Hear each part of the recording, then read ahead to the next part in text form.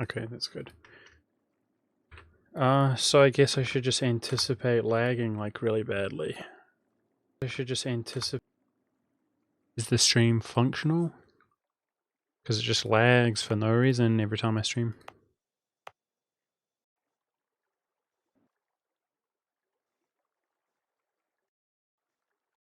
Hey, Fly Killing Bee. I'm early today. Tell me if the stream is lagging or anything, please, okay? We're on 1080, so... Lately when I go live, it's just lagging through no fault of my own, and then I have to restart the stream. It's really annoying. Really annoying. Looks good? Good. I guess tell me if it happens, but it would be worse if it happens, 10-15 minutes in, which is what was happening the other day. So we were, hey Winrun, we're waiting for overextension. We're going to take these two provinces combined with the full annexation of Algiers and feed this to Russia. That's what we're currently doing. Check out QQ, guys. He's called, always at least started this one. All but that, but we can see two missionaries going down. So with his religious ideas, it looks like we can actually just avoid converting his land. He's fairly small. And he will convert it himself. And those are Muslim provinces as well. So very, very good. Any relation slot we use, they have to be worthwhile, for sure. Hey guys.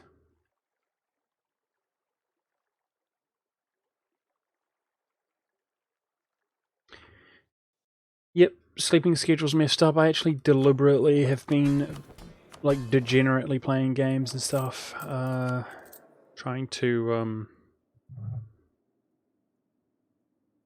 well, just life sucks just a little bit lately, that's all. Stream schedule? What schedule? Schedule is a lie. We're early. I'm going to try to go through just for longer today.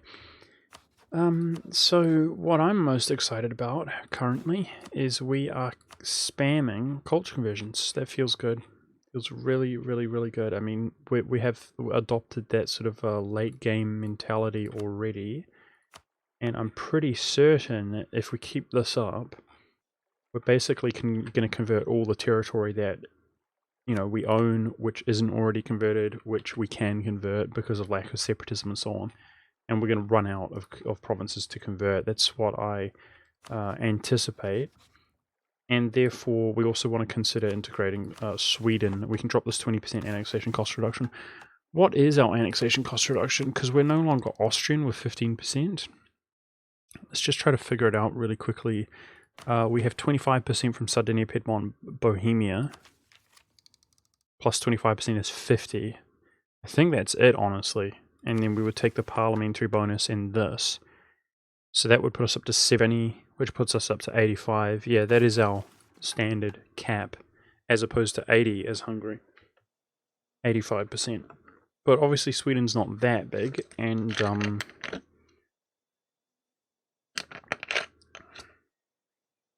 we've got really good admin efficiency also. Hey guys, hey Resgroth, hey Kindoro. So if we are going to use the parliamentary bonus, we need 5 vassals. That's the problem for it to consistently be there, the bonus, that is. Yeah. We were developing and preparing to move our capital. That's something I want to keep in the back of my mind. Any wasted development at this stage, or monarch points rather, I want to go to the Falklands, which is Roman. But we're also trying to delay for prosperity if we can get it, as well as the equilibrium from the burghers here, which is going over 50%. It's 50%, right, guys? Wait, is it 50%? Or is it 60%? Frick, it might be 60%. Ah, jeez. Yeah, I mean, I could sell titles. The problem with selling titles, guys, is it gives land share to them, which means, we're in a really good spot here with really nice low influence. But them simply owning land, I mean, they have a total of 10% right now, guys, so the land share is going to double, which means the influence goes up. It's not much. It's going to go up by like 2.5 or so.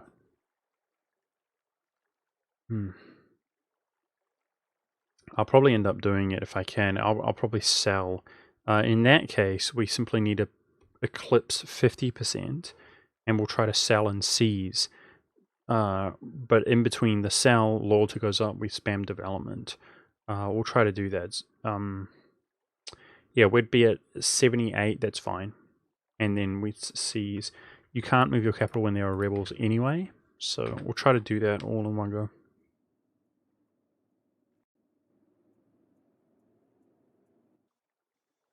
Hey, VGF. With 21st century internet. Cool, dude. Cool, nice. Hey, I wonder, gas is pretty small. I bet Russia I was thinking about how we can piece that out for overextension if we give this to Russia, but then I cannot actually hand it to Russia. So if we do this, I wonder if we can still get the full annexation off. Russia must have some absolutism and admin efficiency. Let's see. Nice. Beautiful. Alright, losing out on a little bit of money there, but I'm just going to go ahead and do that.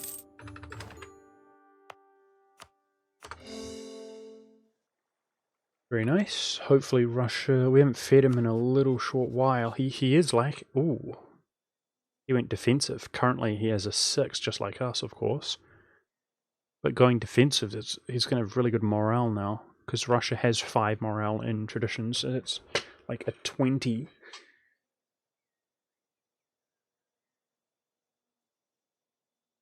Hey, Prime Kick, what's up?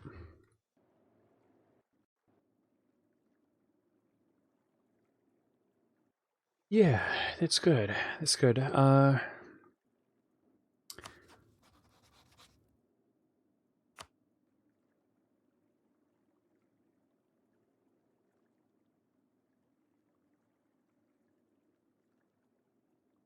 72 overextension.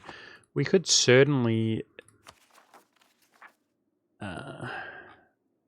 we've got a little bit of overextension to work with, so it's got me thinking, but we're using Dave's Fault, guys, so don't have that many opportunities.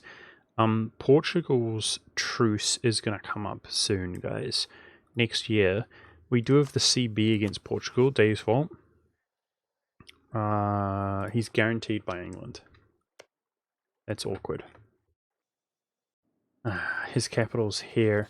So with the move in the cards, guys, to the Falklands, I mean, I'm thinking about, you know, there was a really nice approach that I did aggressively last game as Hungary, which was to actually piece out the colonial nations as opposed to the colonial leader, if that makes sense. So the war score cost is halved if they are not a independent nation. So we can see the 13 colonies. We already know how much of a sort of a nuisance or how strong he is. He's legitimately one of the strongest nations in the world, guys. Here he is. And he's taking quantity. And that's him as a subject. It's rough, man. So honestly, it would be, this is pre-imperialism as well, which would reduce the cost. I mean, with imperialism, CB, it would be like a 50% war score against England. And we could full annex the 13 colonies, as opposed to England. That's definitely what we would want to do while he is actually a subject. Same goes for the Scottish colonial nations. Kill them, and same goes for Portugal. Attack Portugal, take the colonies. That's what I would like to do.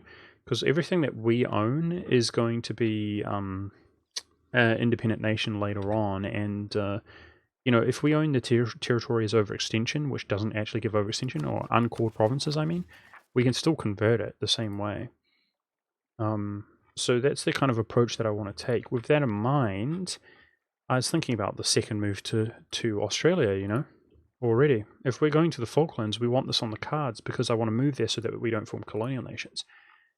So I definitely want to have that in the works, but man, it feels early. I certainly don't feel like I have the ability to sort of manage a colonial empire right now. We know the economy is absolutely balling out of control right now.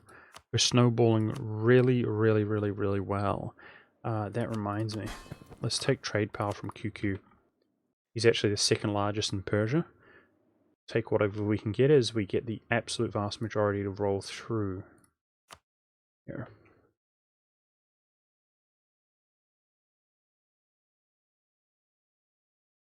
That's close to the Falklands? No, it doesn't really work that way, dude.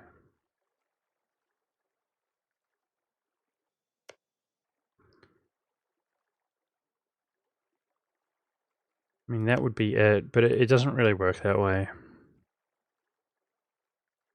Because I can't abandon South America.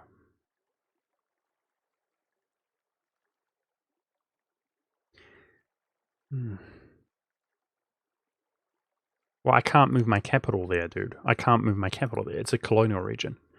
Yeah, that would have worked, actually. That actually would have worked, but you can't move your capital to a colonial region, obviously. It's not going to work. Hey, Victorus, what's up? So I was thinking about this money. So there's a few things. This is being unlocked at the next admin tech, right there. So I think we're going to go crazy. I just spammed governing capacity buildings, which means our trading companies are doing... well, I mean, our governing capacity is doing better, and that tech means we can trading company everything. So I think we're going to mass trading company. Like, all of Pest can be added now as it's been converted. And I think we should start doing expensive trading company investments in Pest.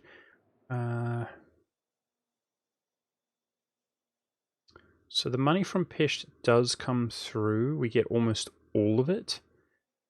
That's important. Okay. Okay, so I definitely... We're going to invest into Pest really quickly with this money, but I want to do that. Reduced autonomy. So I'm going to try to start investing the money, because it's doing so well, into manpower, basically, right? Reduced autonomy gives us manpower. So, that is, there's a 100% manpower modifier guy. Just got to learn where these are. There it is. It's expensive, but we're going to do all of Pest, as it now has reduced autonomy. Okay, so if we keep snowballing, we can only do it based off of building slots, but we're going to start looking at investing into manpower buildings where the building slots are available. Alright, now this part is awfully Hussite, guys, so it should be nice and stable. Let's just delete, you know, slowly but surely. I want to wait till everything's stable. Okay, don't exploit until the end of the month. Did a month go by? Ooh la la. Looks like we're in the situation now where we actually eclipse Ming, at least when we have the autonomy issue when we open and close the game. I mean, it is what it is, guys. Like, it's not ideal, but it is what it is. That is definitely not a bad thing, because we were teetering on the edge of not having power projection, but now we're going to have power projection for the whole game, basically. So I assume our trust is bad? Yeah, okay. There's no point looking at allying him. You pronounce the word Pest very nicely. Yeah, I know. It's because I'm sort of Hungarian by blood, and so I know more than the average, like, Kiwi, more than the average person from New Zealand would know about. I know that, so my name actually has an S, which has the sh sound in my name, my last name, my family name. But there's no s sound, as far as I know, in Hungarian. I don't think there's a s sound, and the S is always a sh. At least that's my understanding, but I'm not sure.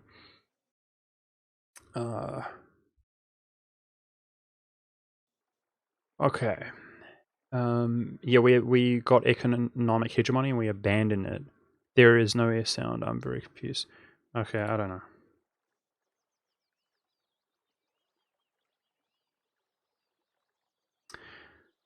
Oh, there is a S sound. Okay, cool. Okay, so the end of the month, which means we can burn provinces, that's what I was looking for. So it's particularly provinces like Cairo. There it is. Kill that. Which are just huge, humongous what? Okay, and we can get a real insight into our economy. Look at that, dude. That's crazy. Look at this money, guys.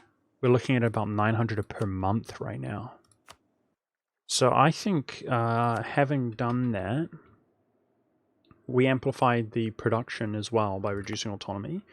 I think that we should do manufacturers in Pest, guys. I mean, if we look at it, it essentially 100% of it comes through. I think there's decent building slots, so we want. I want to move on to the trading company investments, but we have that building cost reduction right now, so it's smarter to do this.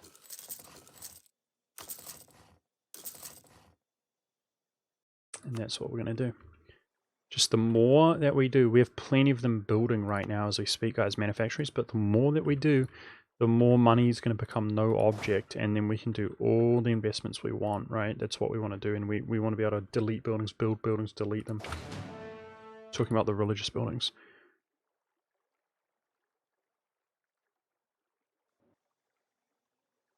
Okay.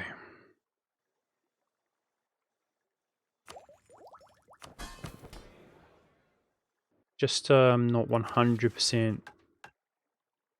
This is a nice guy. 15 years missionary strength versus heretics.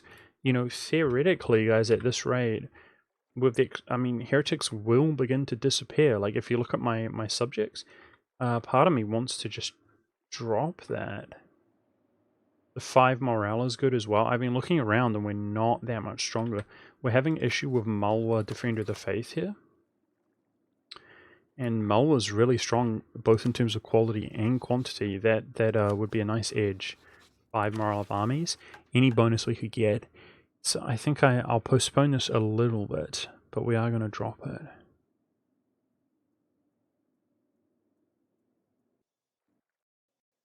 Okay. So what's our next war going to be? Because we're going to peace out Algiers here. I know we wanted to attack Morocco, but he's allied to Kilwa. Look how close that is. Do they have manufacturers? They do. Okay, so if we do have trust with him, favors to call him to arms, and then we could fight Morocco, where would we do it? He's allied to this also. That's not insignificant. Yikes.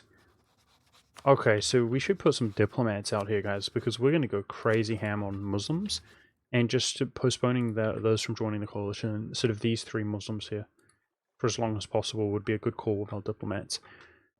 I'm thinking about the next war.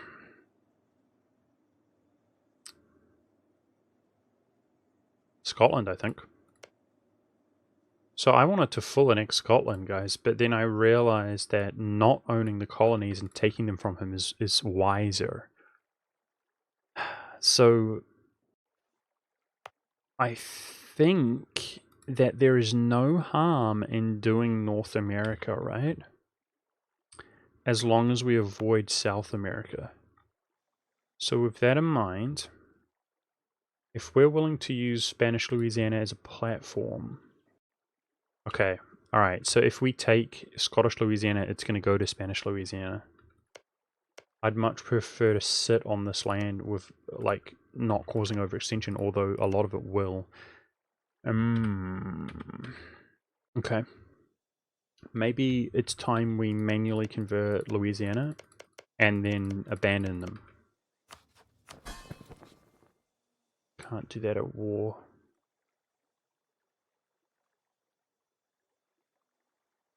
Thanks, Gozo Gun.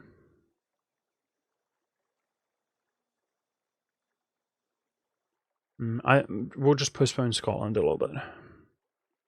Because they're owned by me, and it was when we were under Prussia. That's why. We actually PU'd Spain and full annexed him and inherited his colonies.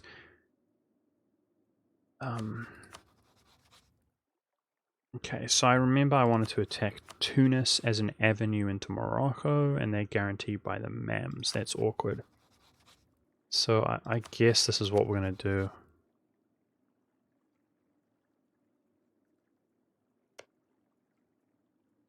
Okay.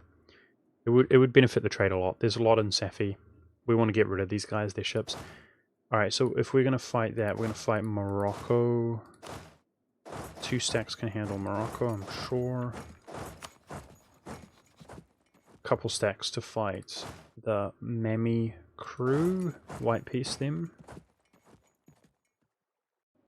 And I actually wanted to bolster my stacks a little bit. Then this has some drill here, guys, on the cannon. On the cannons, no joke. But the combat width is increasing with the next military tech. So we're going to go up to 40k stacks.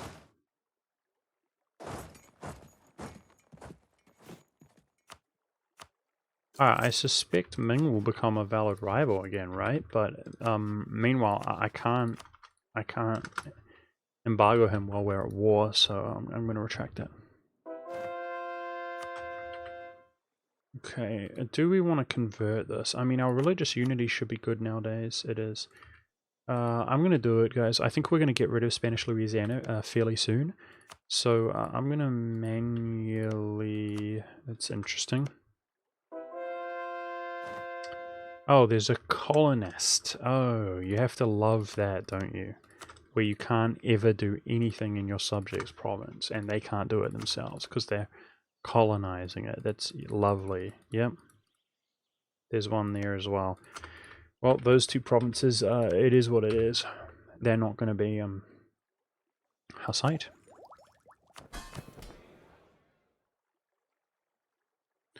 The Portuguese capital's dev, it's here, but that's in Europe, man. You think moving here to here is realistic? I don't think so. I think that's pretty nasty.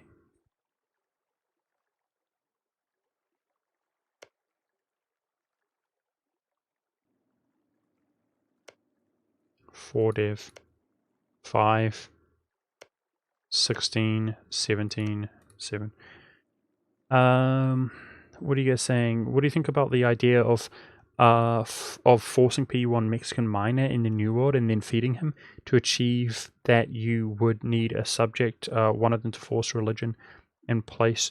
Yeah, I mean, PUing a nation if they are your vassal is pretty plausible. What about Inca? What do we think about that? So you vassalize them, right? I mean, look at his cause, guys. You vassalize them, you enforce religion on them, you spread dynasty to them, and then you release them, basically, right? As an independent nation. How do we feel about that?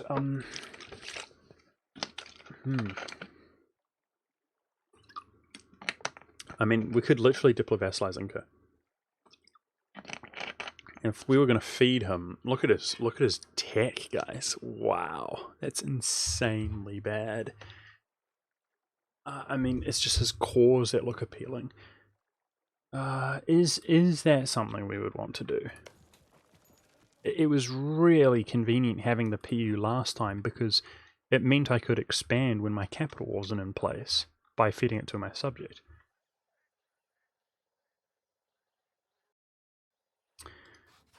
I mean, how long does it take to set something like that up?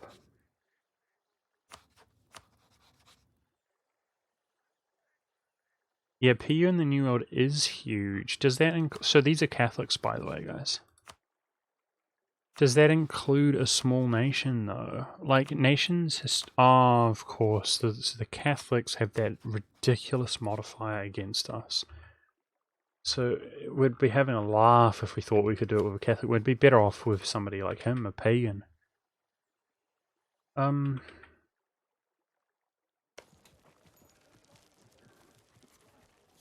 Vassal does the same. Not really, dude. Not for how big we want to go. Not really. It does kind of, but I would be sure we would get Liberty Desire issues.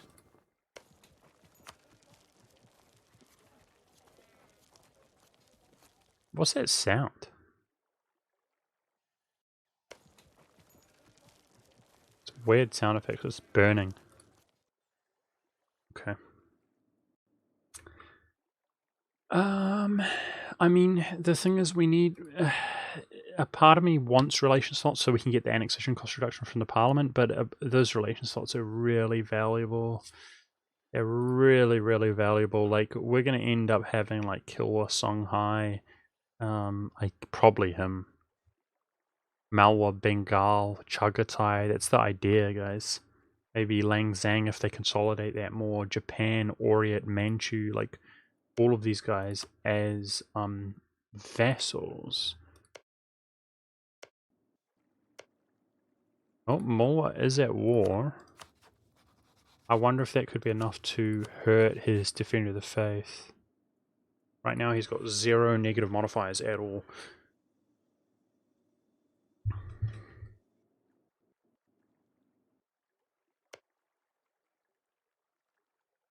Should be around 280?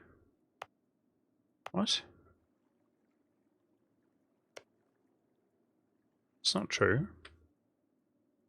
Be way more than that. It's like just straight up wrong, dude. What are we gonna do to Ming? Are we gonna kill him? I think I might deploy vassalize this guy. So keep in mind, guys, we already own quite some of this land, but we do want to get rid of it, though. Let's just give it a go. It's worth a diplomat there. Let's see how plausible that would be. Like, it looks surprisingly... Okay, so we can't get our RM with him. I mean, 150 relations, that's 125 relations. That's from gift, improved relations. So then we can ally him. He doesn't have a rival. We could ally him as 40.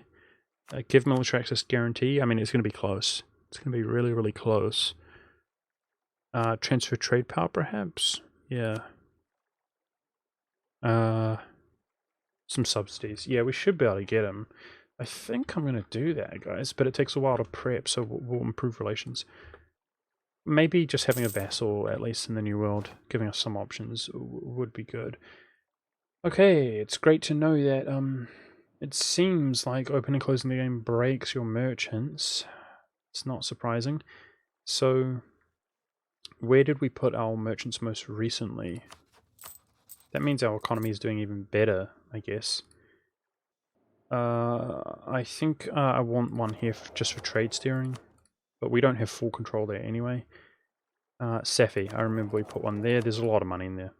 I want that.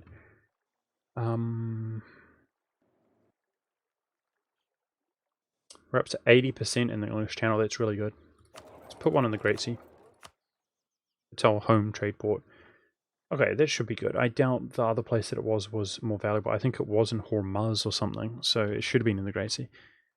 With that in mind, we got to start looking at like colonial regions, guys. Like, we do have this little scuffed colony here. We're up to 18% in the Caribbean. It's not bad. There's a lot of money there.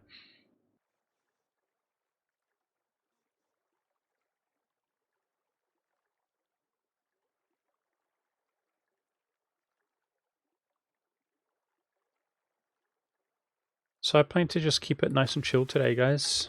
I'm in no hurry, personally. There is the truce. Now, as we cap out on monarch points, guys, we're going to slow roll it into the Falklands development.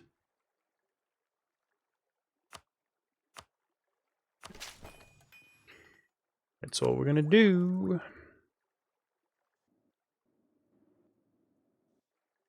I'm actually converting Spanish Louisiana as we speak, dude, with the intention to abandon him.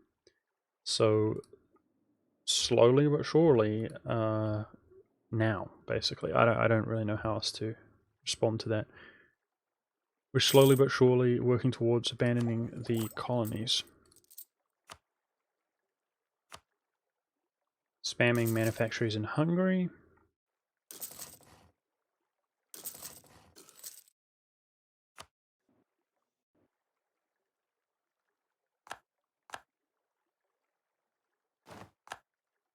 Try to delay using that relation slot with Inca.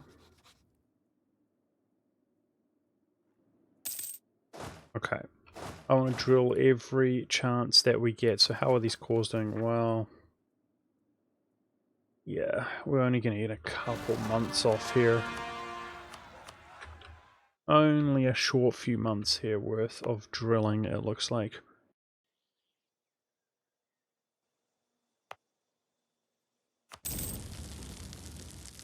Trying to think about the provinces that we recently took from Berg.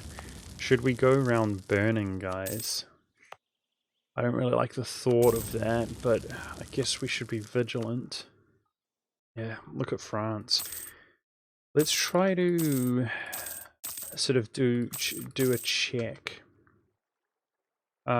each time we start the stream, I guess. That's fairly reasonable.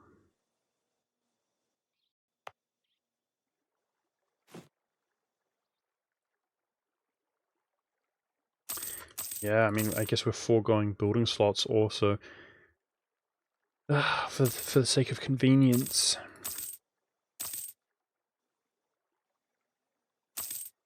Feels bad, man. I probably burnt some Roman provinces as well.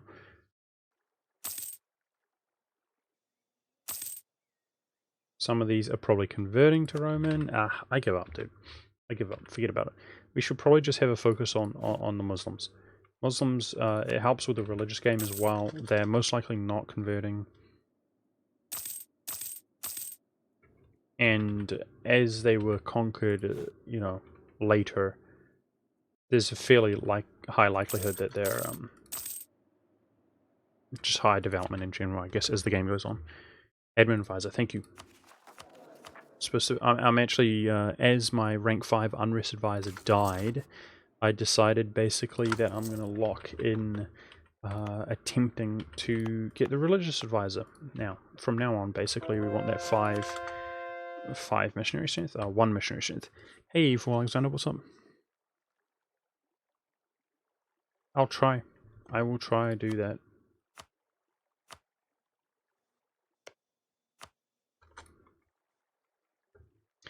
Yes, indeed.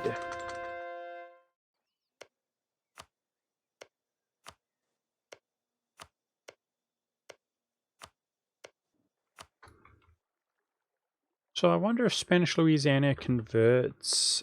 I think they actually do, guys, even though they have the same as the Hungarian modifier. I think once they become an independent nation, they do actually convert provinces to their religion. I know that the Americans do. The United States of America has the no religious penalties from other religions modifier, like Hungary does, but they do convert. We're working on all that stuff, guys. I'm just happy to be culture converting things right now. Most of the shenanigans for this game have gone.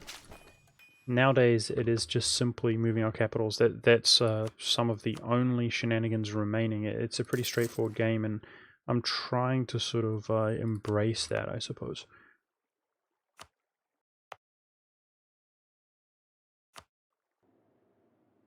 Alright, what's up next with manufacturing? So let's look at Vienne, guys. 93. 93. Alright, let's manufacture the crap out of it. Vienne. 93% and counting. So let's clear up the building slots while we're here. Gold actually does not have a manufacturer, does it? Still, church is whack there. We could put it on manpower or a force limit, which is better.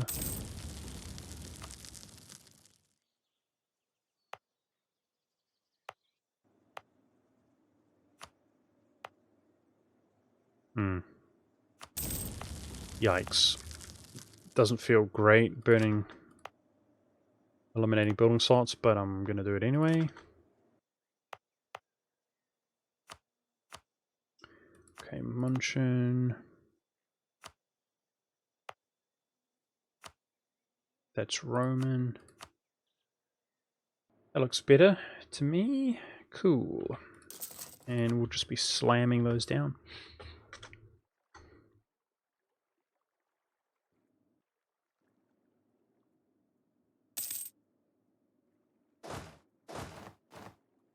Okay, I'm going to stop drilling on some of these stacks now so that our morale is improving.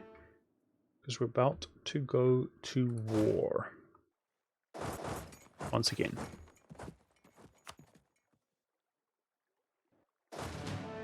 Want to re-up the drill on this guy though. So we're just waiting for our overextension. Obviously right now my military points would be going to my manpower guys, aka professionalism or whatever. You know, it would be great. It would be great to be slackening up and then building it back up. What can you do? I think dev pushing this is the way to go. I just wish, yeah.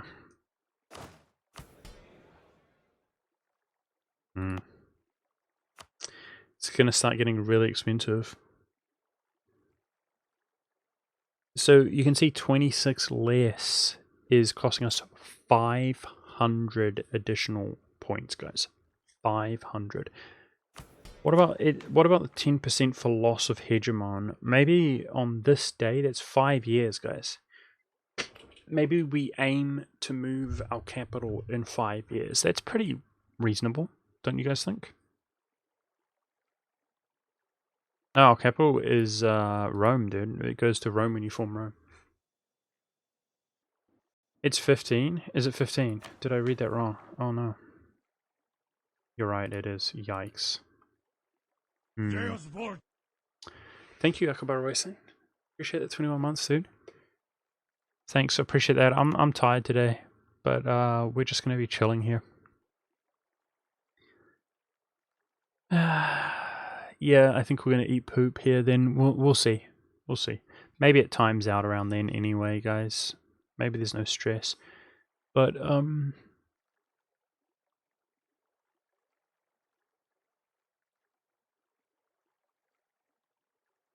okay, so I remember, isn't it fairly soon we can burn this? 4 years. We definitely want to do that. That closes the gap, and yeah, I mean, we don't have any stab to boost, we don't have any inflation to reduce, so literally the only thing productive to do with my admin points is to dev Roman culture, which, I mean, admin tax does bloody nothing, especially because we don't have any churches in most provinces. What it does do is give us a building slot, you know? So that's what we're missing out on. And they are valuable. They are valuable, the building slots. It's a bit of a shame. And obviously the mill is our manpower. Dip is culture conversions. I mean, all of our points are valuable to us right now. I'm going to mix it up a little bit. I'm going to do that right there. Get a building slot there. See how I feel. Strict on who? Oh, ooh la la. That's just nice. Ooh. Nice. Ooh. 525. That sounds pretty good right about now. Dude, this architectural visionary. Damn, dude. So nice. That's what we've been working with construction cost reduction. Okay. How's the overextension look? About to get the full annexation of Algiers.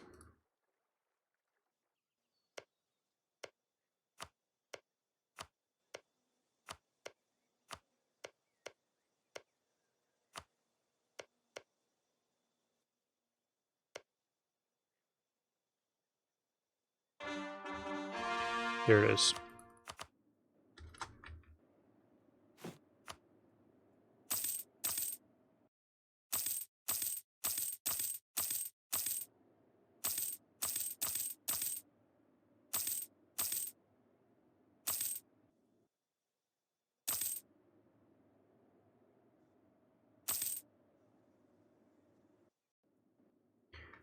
Alright, it's wartime. It's peacetime. Full annexation of Algiers. Beautiful. His sort of fleet navy was harassing us a little bit. Cost us 259 to core them all, and there's Ming, I knew it. Okay, Ming's back. Grab that. So we're not going to have power projection issues ever again, guys, because it's cheesy, but there's nothing I can do about it. We're in a situation now where we have so many territories, we're so big, that when we open and close the game, which is inevitable, right, that we do it, then we have the autonomy issue bug. We eclipse Ming because we're so big and powerful. That's what's going to happen from now on. So every time we eclipse him, we get a power projection boost. It's kind of stupid, but there's nothing I can really do about it. Otherwise, whilst we're coring this, we're going in for a land grab here. Quickly reset our truce with this guy. It's 5 years anyway, but what can you do?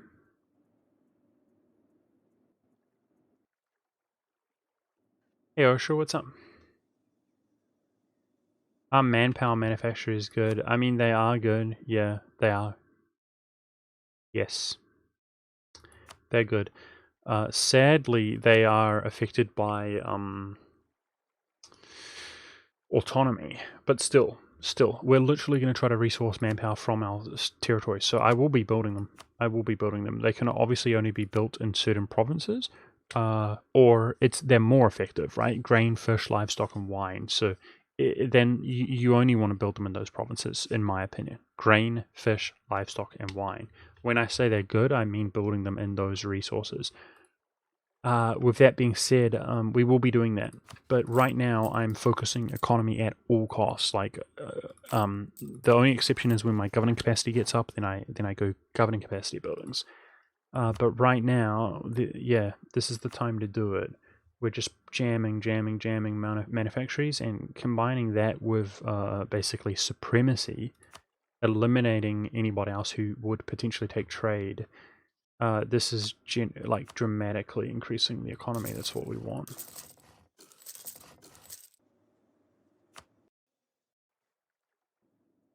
Yeah, exactly. It's not an exploit. I know. Did you know you can just add everything that isn't trade company, but not full core? You get more manpower. Yeah, I know. But did you know that EU4 also sucks, and I don't like to be reminded of that? Did you know that, huh? You damn guy. I mean, I think we can all agree that that is really stupid, but that's literally where the game is at. There are just huge glaring oversights. You can actually just straight up legitimately do that. It does not give you overextension. So the only downside is that it does give you governing capacity. But you can, I mean, once you get this building, the town hall, if you're willing to build a, what is it called, a state house? In every single state, it hardly gives you any more. It does, but it does not give you very much governing capacity issues at all. Anyways, let's go. I bet we can do this war quickly, right?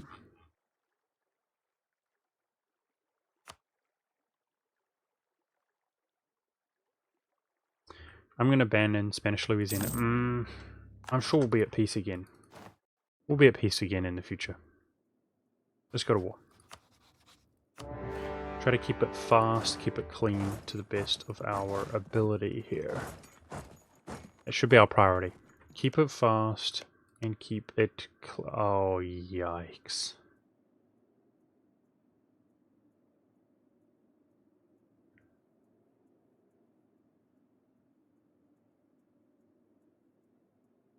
Oh.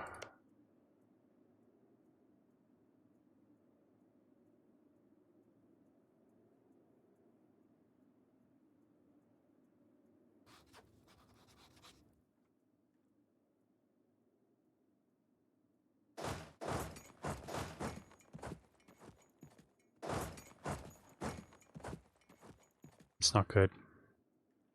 I don't even know who we're supposed to attack now, let alone getting out of this mess. That is not good. Scotland. Portugal, Scotland. Portugal's guaranteed by England. Oh boy.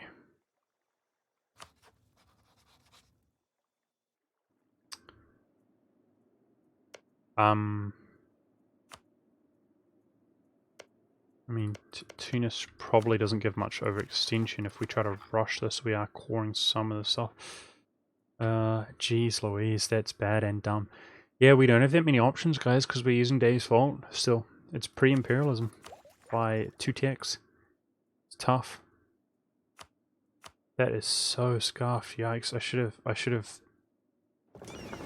have let that happen.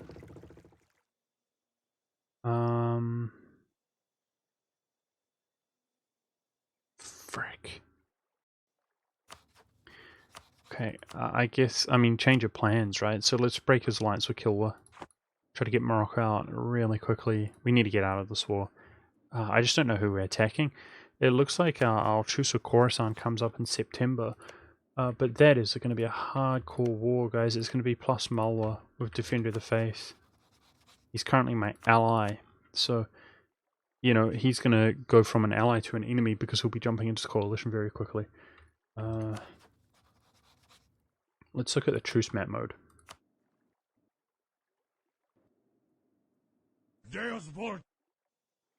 Yeah, I mean, Scotland, man. It's basically Scotland. Frick. Hey, Philly, thank you. Thanks for the prime, dude. I appreciate that. All of a sudden, guys, I feel like there is literally nowhere we can be at war. Like, it might have to be Khorasan. Yeah. How big is he? He's almost full annexable. He's bloody close. We won't be able to full annex him. What a shame. In terms of overextension, I could feed QQ. Like, they're obviously just recently spawned in. They're not doing great, but we wouldn't have to give them much. Yeah, I think we're going to chunk the crap out of Khorasan, guys. So let's try to resolve this as quick as we can.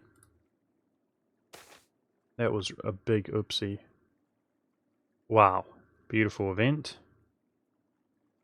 Very nice. By the way, prestige is capped. We want to put that into QQ. Oh, jeez. Apparently, coalitions are already a thing if we are at war. Wow, that surprises me, to be honest. So losing Molwa but also fighting him would not be good. Damn.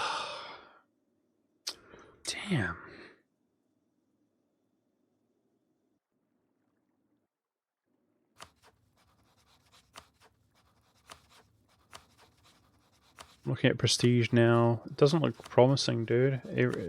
Basically, no. No Muslims have more prestige than him. Kilwa, maybe? Jeez, guys, what all of a sudden? Awkward spot that we're in. I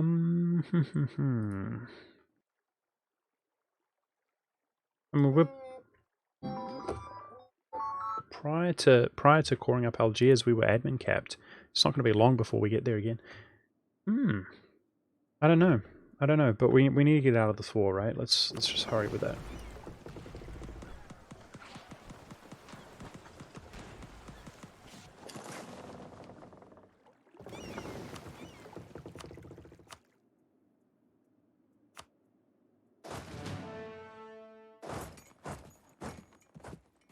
True. We could go to an entirely different region with charter company. That's true. We don't have that much presence in Ivory Coast. I wonder if we could charter from Congo and kill him.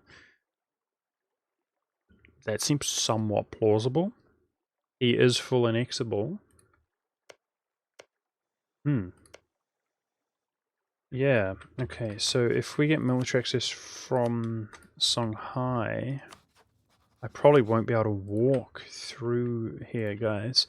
Yeah, that might be the play. Good call, dude. Thank you. We might be able to do that pretty quickly. Congo apparently has no allies. He's it would be free in terms of AE because he's a pagan. That might be where it's at, dude. Good call. So I straight up want fleet basing rights from Songhai if we can get that. Look at that war, guys. That's no joke. It's really no joke.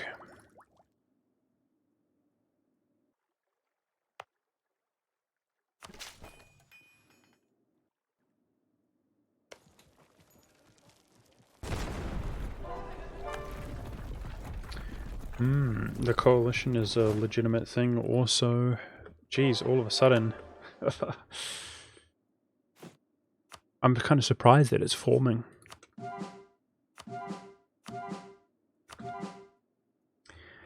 I thought, I kind of said that at the end of last stream, I kind of thought that today would be fairly clean, you know?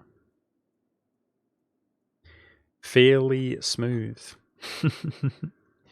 Not as rough as it's been in the past, but yeah, it doesn't seem to be the case.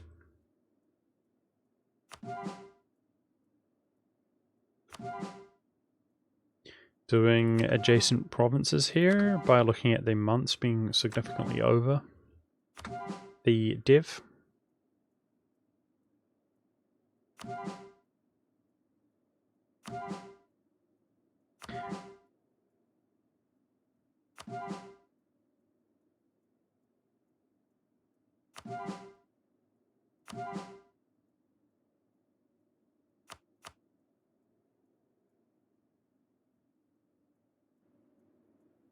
Khorasan's in just like that. I think it's going to be Congo. So if we, I'm not sure we can charter a company. We've got one transport ship stack there. I had two series of transports. Where are they? Two naval stacks. Let's try to find the other one. Oh, it's right there in Tunis. Okay.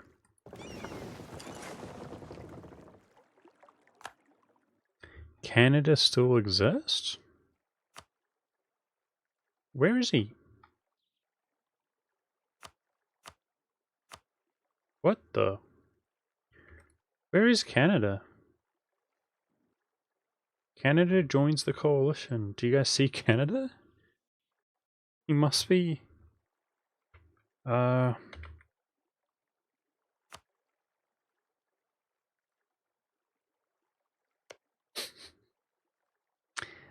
He's in Barbados. That's interesting. He's on holiday, chat. He's getting a tan. That's weird. What is this game?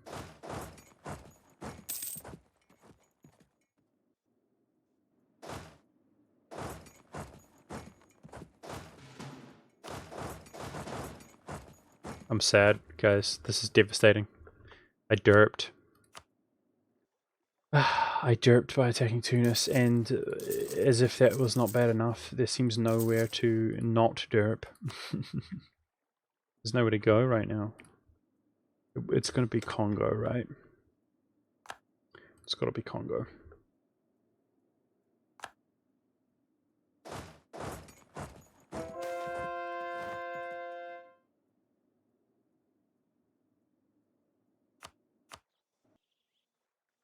Alright, Spanish Louisiana is good to go in 3 months. We've converted everything that we can, all but 2 provinces. Good, I'm going to go back to my own country, which takes precedence.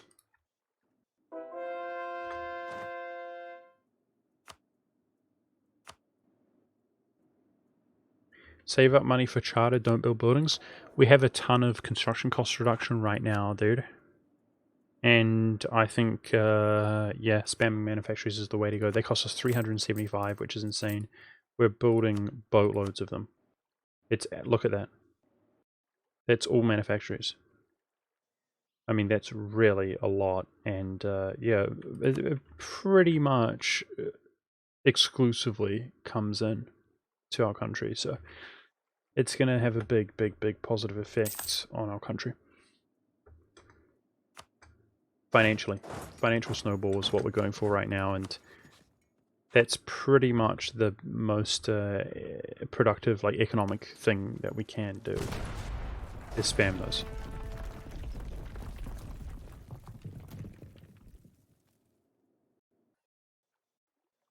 True, true. We have all of these as Austria, but yeah, you're not wrong, dude. But it's also about getting to these locations. Like, I feel like the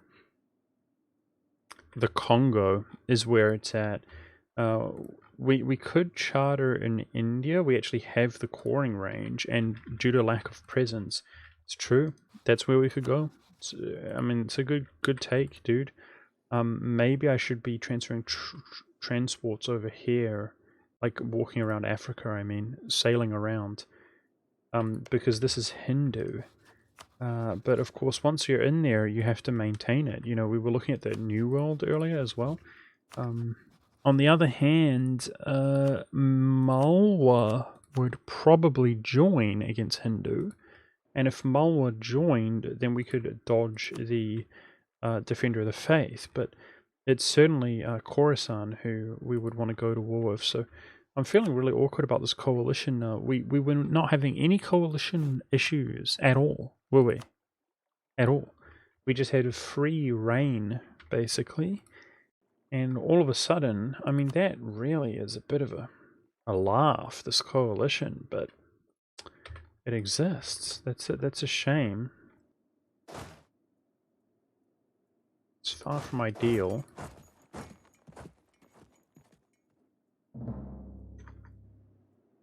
Yeah, it might be time to build more army.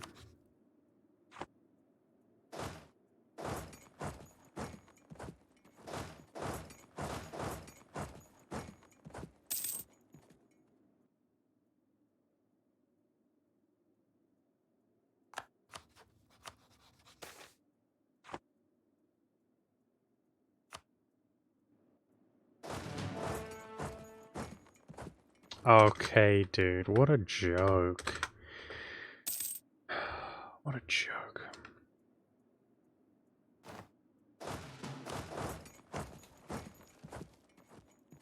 Trash game. Well, I'm devastated, guys. I just don't have the energy to really express that. I'm absolutely devastated. Way for us to just come in here and do the most unproductive thing humanly possible, which is attack Tunis. Disgusting. Terrible mistake. I don't really know what to say. It's a yikes, man. It's a big freaking yikes. How dumb of me. Anybody but Tunis. That was the exact wrong person to attack. Frick. Whoa, 3 professionalism? Pog. Okay, manpower's doing a lot better.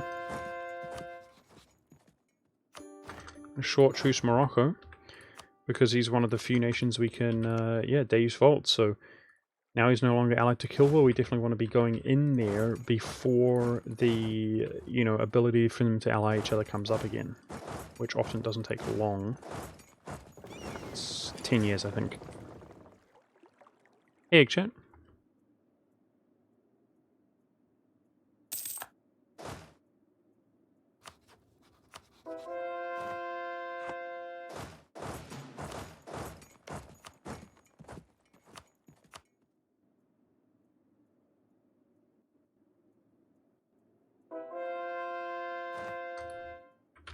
I mean, I would be pissed about these occupations, but those provinces are essentially not coring anyway. As far as overextension, he gives a measly 17. Is there any way? We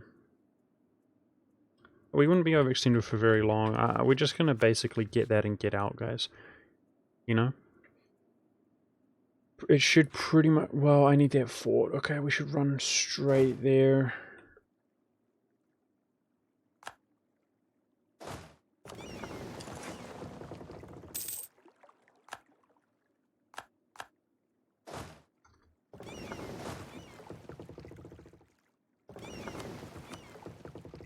Let's pick these guys up. More manufacturing spam. In Vienna.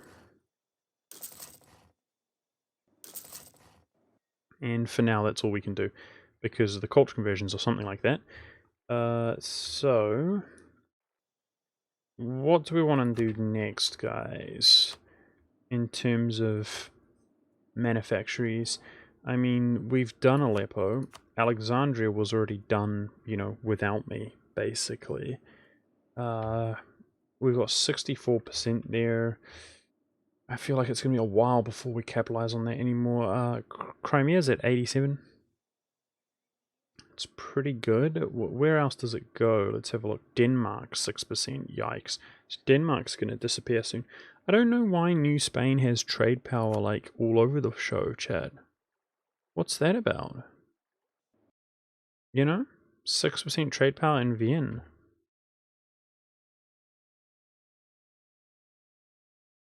New Spain has trade power everywhere. We would be at 100% if it wasn't for him.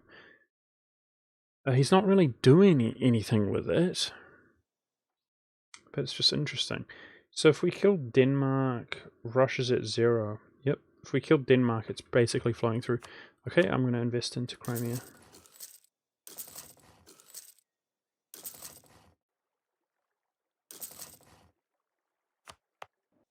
Go for those building slots.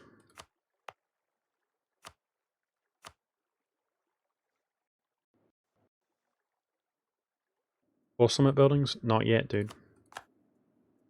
If I was building spending all the money I had on force limit buildings, due to the autonomy being so bad, it wouldn't be doing very much.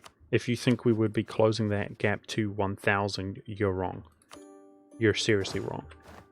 In my view, I am trying to close that gap to 1,000, but I'm trying to do it in the shortest and most efficient manner possible.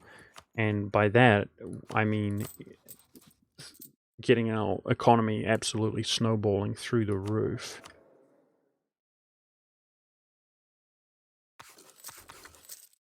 To a missionary strength advisor, so that we can slam down force limit buildings even faster. But the other thing is that we only have so many provinces we can build those buildings. They're not as expensive as manufactories, so we would be doing like 5, 6, 7, 8, 9. I mean, how many per month at this rate? They're so cheap. We'd be doing like 10 per month, guys. So at that rate, we would rapidly build a force limit building in every single province that I have a building slot, because they cost like 75 with the construction cost reduction, or less. And we would run out.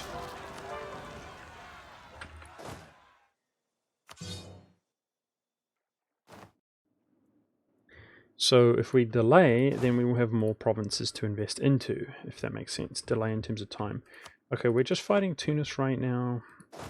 So it was going to be the Congo next. So I think basically let's start heading there right now. Can we perhaps walk down there? We can.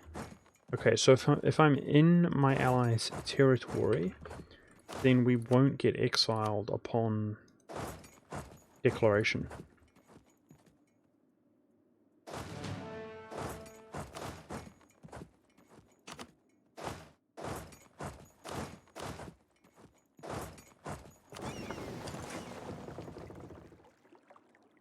No, my capital's not in the New World, sadly. Yikes, advisor's dying, man. I need that missionary advisor. Okay, well, this is where we're putting our money at the moment. Every advisor apart from what we want, eh? So we're not going to have any money for a while. What can you do?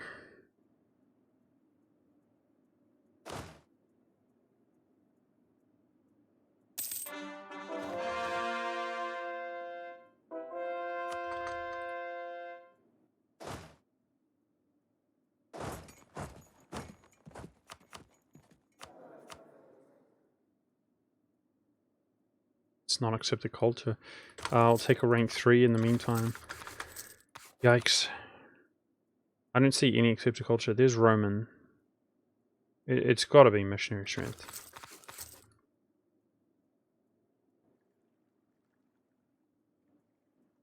Steel maps in Africa?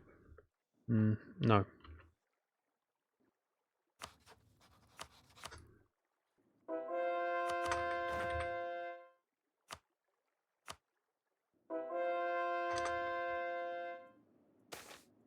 Good, I want that blockade because we're in a mega hurry. Wow, 20 years of technology cost reduction 5%. That's huge. It's freaking huge. Nice. Brilliant. All technology cost reduction 5%. I mean, that's brilliant. We got a lot of modifiers affecting that already. Love it. Yes, there it is. Okay, that wasn't too bad. Now we just need the discipline.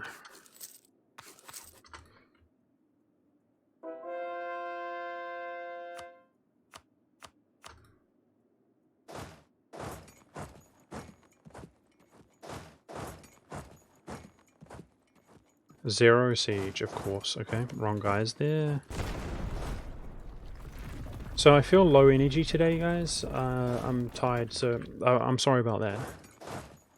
All of a sudden, I actually thought I had a little bit of a chill time today. It wasn't going to be that hardcore, and I was wrong. I made a mistake here attacking Tunis. He was really, really dumb to attack because of these shared cores. I wish I had done better. Frick. It's not good. Good, okay, this was over. Yikes. It is a tag elimination. Feels good in that regard, I guess. And we're no longer overextended, but look at the scuffed. Ugh, it's scuffed. It's scuffed, it's scuffed, it's scuffed. Anyway, at least we're doing something. Now we gotta be fast. Fast, fast, fast. We gotta make moves. So we're exiled now. Awesome. That's not awesome, that's really bad.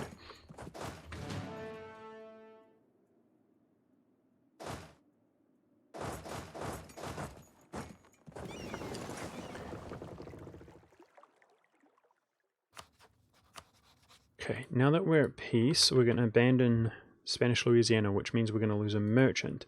So my most recent merchant was in the North Sea, which is having a fairly good impact. Let's just be aware of that. Spanish Louisiana.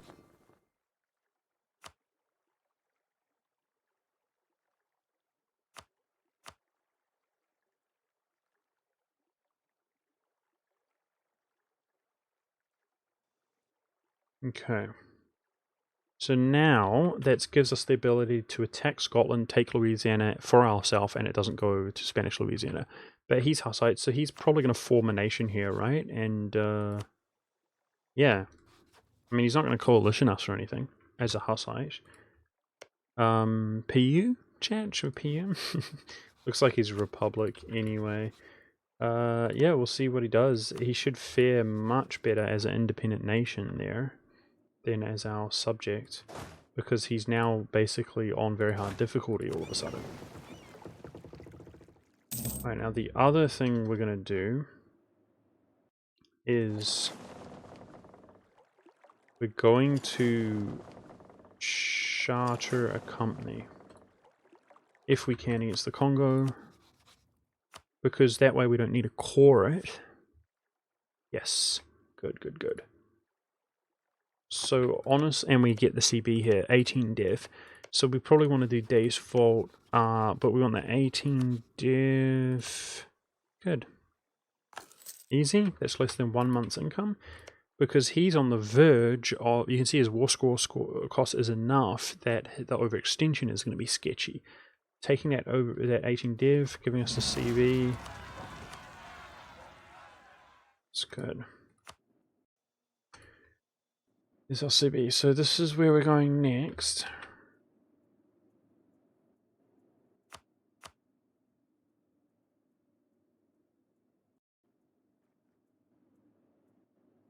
I don't need to annex all my troops too. What does that mean?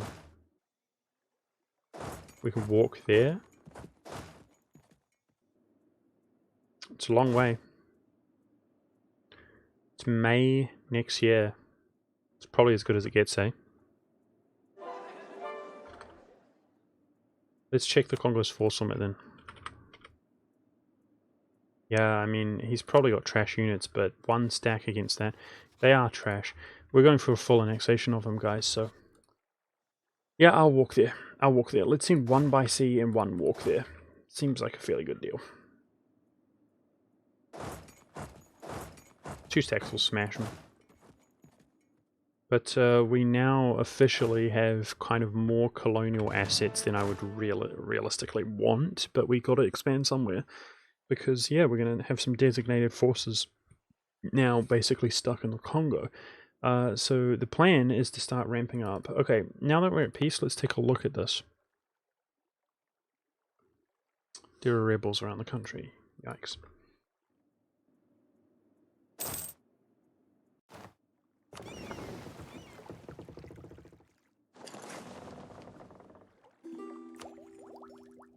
Military points.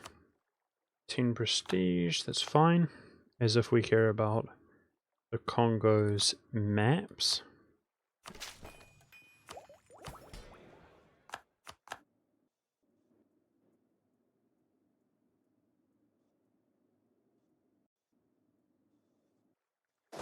Jeez, that guy wasn't drilling for a while, oopsie. Any drill modifier that we get, I mean, that drill modifier, for people who don't know, if it's capped out, is insane. Combined with the professionalism, it's insane. Shock damage received, fire damage received, reduced by 25%. Land fire damage done, shock damage done, increased by 10%. Absolutely insane. Combined with this, land fire, shock damage done, 10%. Incredibly good. But it's about keeping it up. Now, we can keep it up a lot better because we have the Prussian stuff, which reduces its decay by 25%. Okay, Hormuz's truce is coming up soon, so he's got Malwa Defender as well, I suggest. So I kind of like the idea of using Malwa there. To dodge Defender of the Faith. So it would be great if the coalition went away because I want to kill Khorasan. What a stupid ass coalition. I'm really mad about it.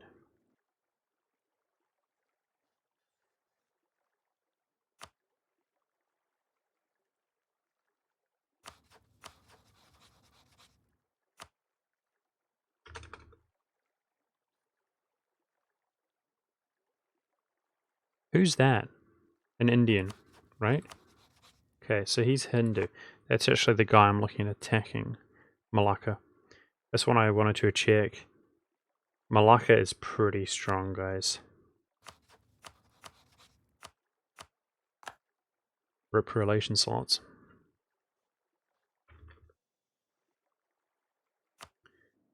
I haven't updated the ideas. Yikes, we've done administrative, we're going to do expansion next. That's how the culture currently is, Roman. We've only just formed Rome, so keep that in mind. But we have a boatload of provinces being converted, and that's going to be a sort of reoccurring theme, right? Throughout the course of the game, we're going to be converting a lot. We're converting a lot. Okay, while we're at peace, I want to, frick. See if we can charter here. For CB, they're useful. Okay. 25 div, 28 div. It's not his capital.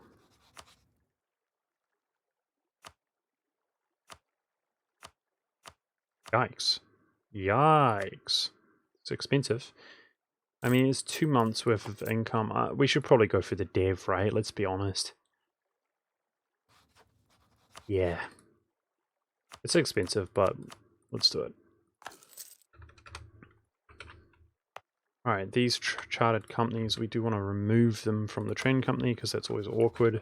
They're the wrong religion. And we want that cooldown coming up.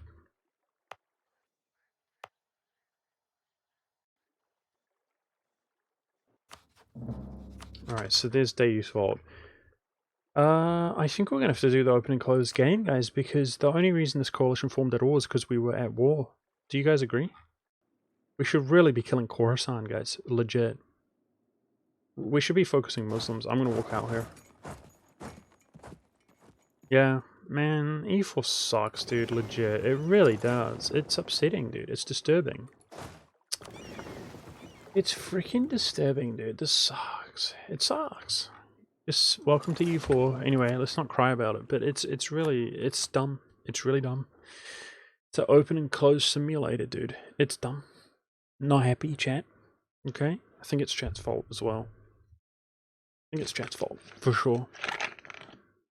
It's just, I'm upset that the coalition forms in the first place. We weren't having any coalition issues at all. And the simple fact that it forms, it just makes it more tedious, but also, it's just demoralizing, you know? It's like, why are we playing this game? Seriously. Admin advisor should be rank 5. Yeah, thank you. And the coalition goes away. Yep. Wow, is anybody surprised by that? I'm not. So, forget about the Congo. I've got one isolated... I got this guy going down there. Here's what we want to do, guys. Mulwa actually has vital interest here.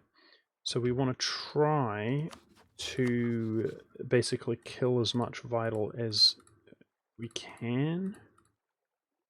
Let's see.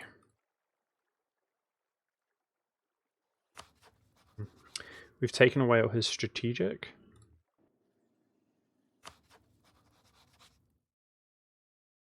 So he's probably going to want to break his alliance with us now. Now his diplomacy... Wow, Virginia. Okay. Wow, okay. So this is not going to be a joke of a war. Okay. Wow, wowie. Alright. So we're going in, chat, which means probably the coalition's going to build up again. We're going in. We're going in. We're going to need a resource a lot. Let's go, go, go, go, go, go.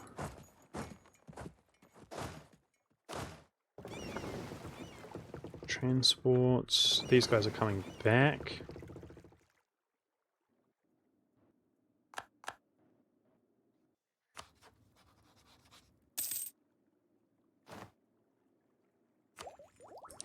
As far as innovativeness is concerned, we're good. I'm not going to take either of these. Nope. We're at 100. Don't you guys agree? Guys, I need freaking money, okay? Chill out with the bloody... talking about advisors. I'm bloody capped out on points, okay? I need money to upgrade the stuff. Christ. It costs like... okay, I'll just do that. Okay, we get enough each month. Anyways, let's go. Virginia dishonors. Nice. Ooh, good to see. Make sure these days fault. Yikes, I almost clicked the wrong one. How are we doing here? Okay. Alright, here we go.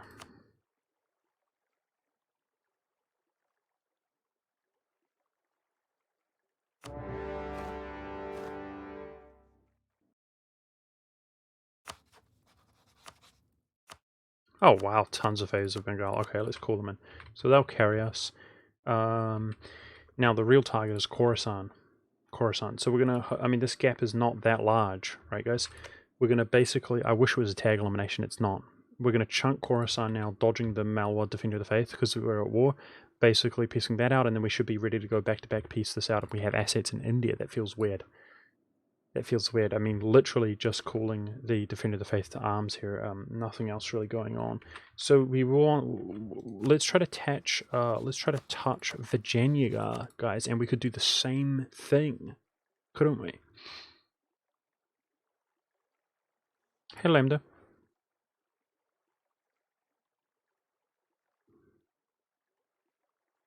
What are you guys talking about?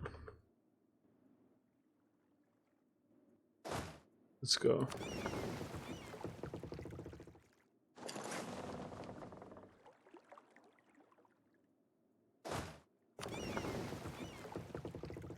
Yeah, rip manpower. I'm going to do it the lazy way, which might be bad of me.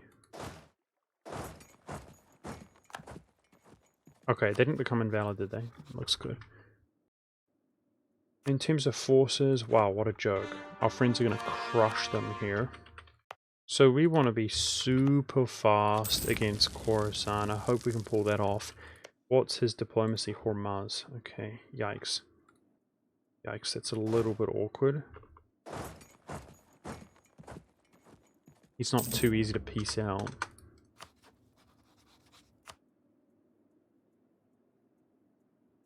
So it's not a full annexation. That helps us be more decisive, for sure.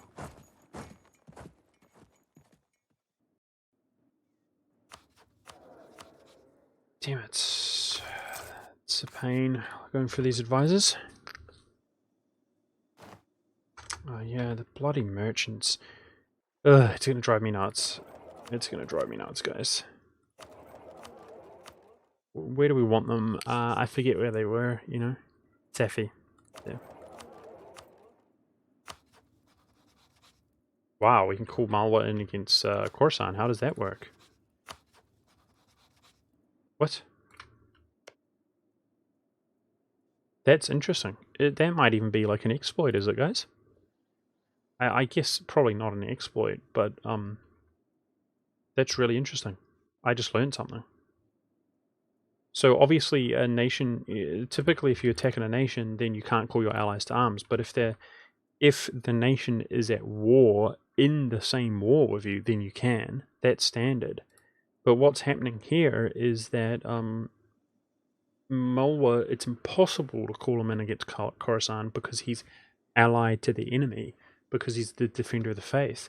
But that is being circumvented by the fact that we're at war. We're participating in the same war. That's weird, but also interesting.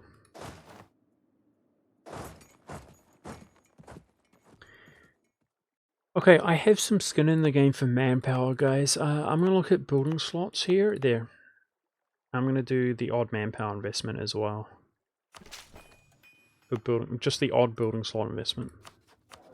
I want building slots. Damn it. I also want that discipline advisor. Give me the discipline.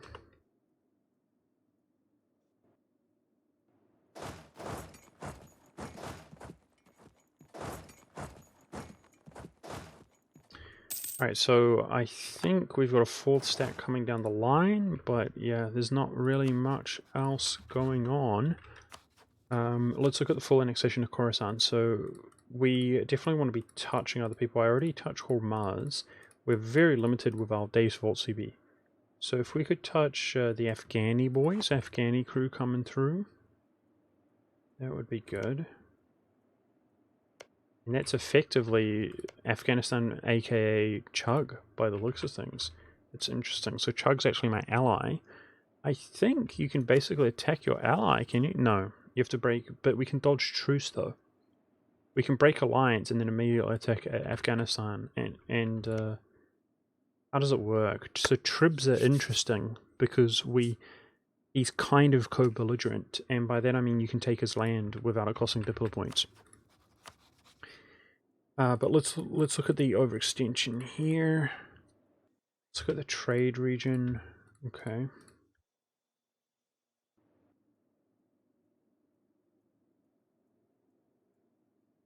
Bruh, so close. So freaking close. That's their capital. Okay, it's not quite as close as it looks. So I want to hand this stuff to QQ or else we'll never get him out of here. Yep, I think we're going for that, guys. I think we're going for that. 99% in this peace deal, though. It's, that is a shame, because we can actually attack, we can Days Vault Bakhora, so Bakhora will be fed to Russia, then in that case, won't he? I'll probably end up giving that to QQ so I can give him a jam as opposed to, like, pretty much nothing at all. Okay, so we're pushing for the 99% here, and we're really in a hurry. It's waiting on those cores, but we did such a bad job, dude. I'm not thrilled. So I also won't be able to peace out. It just dawned on me. Yikes. To give it to AQ, to QQ. Frick.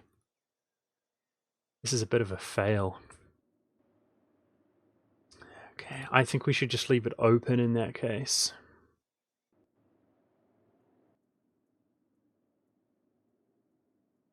It's a bit of a fail. I could combine this peace deal with a small Indian chunk. Just to get it like at 100%. We'd want 14.6 overextension. Ooh, this is such a mess, though. I'd really like to at least be adjacent to Virginia. I mean, 100%ing him in India is a terrible idea, guys, for coring. So, chat, help me out. Because we cored this port, we can core inland of India, right? We're good here, right? Because of the port? I think so. We can call, like, everything. Let's look how our 100% peace deal looks. That looks pretty good to me, dude. That looks pretty good. Damn. And we could attack the Bahmani boy also. He's Shia. That's a way to call Malwa to arms again. When we're going against Afghanistan or something like that. Yeah, he will take the stuff, but he's going to take that stuff if he occupies it. If you look at our peace deal, there's not that much overlap there, dude. So hopefully we're good. We'll see. We will see. I'm going to try to blob away today. We'll see.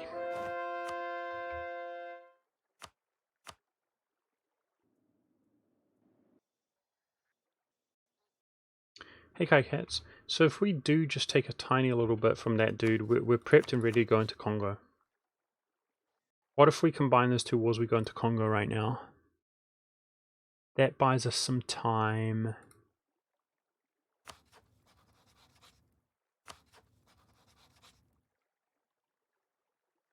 Dude, this sucks without Deus Vult. We're kind of too far ahead. It sucks using Deus Vult and not Imperialism.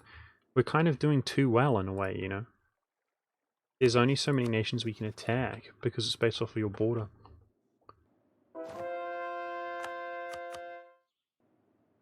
It's awkward.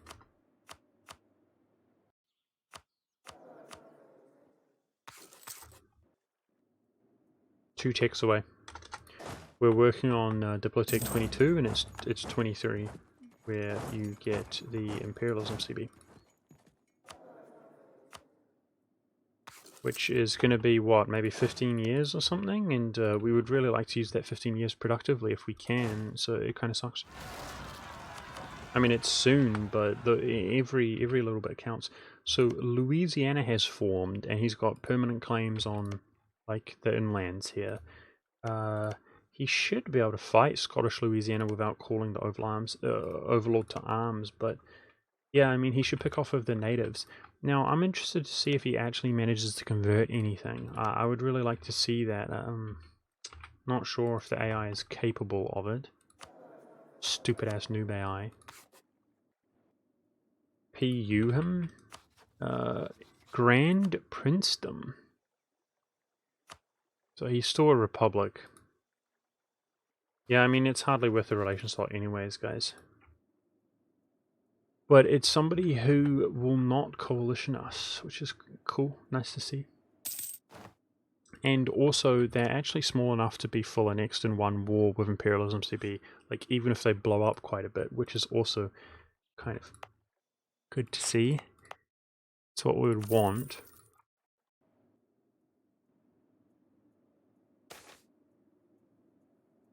No. Loses influence. No gain influence.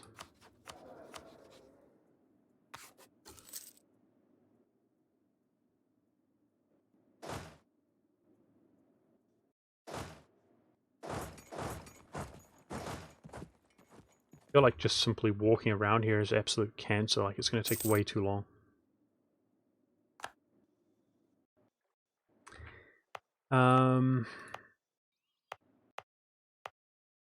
Maybe we should get the habit of looking at the development map mode. It's not much better though, right? 9 here. Ugh. That's also expensive. Ugh. I want those building slots, guys. So I'm going to start putting them into, you know, manpower buildings and so on.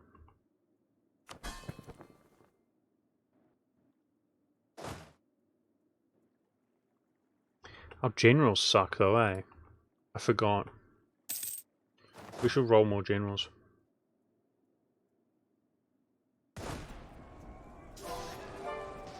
I'm not even sure if we're going to win that. Yikes. Oh boy, oh boy, oh boy. Russia's also feeding. Well, that's bad. That's really bad. Rolling zeros, dude. We're actually going to lose that, I think. Rolling zeros. How's the infantry doing?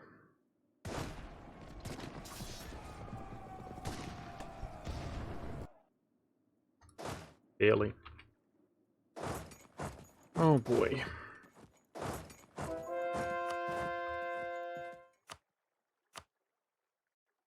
Doesn't the war score cost change if your capital itself is in the New World? Might be wrong though. No idea what you're talking about. With the colonial nation? No. I don't believe so. It's halved if they are a colonial nation. If they're an independent nation, then it's normal, but it's halved. So for example, the 13 colonies is absolutely massive, and he's at 85 war score. If he was independent, he would be at 170 or something. 170 war score.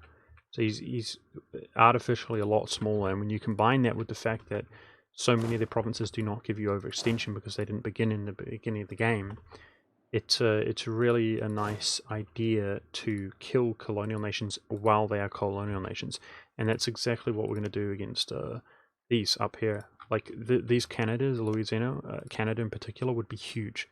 He would be huge if he was independent Canada, or whatever the equivalent.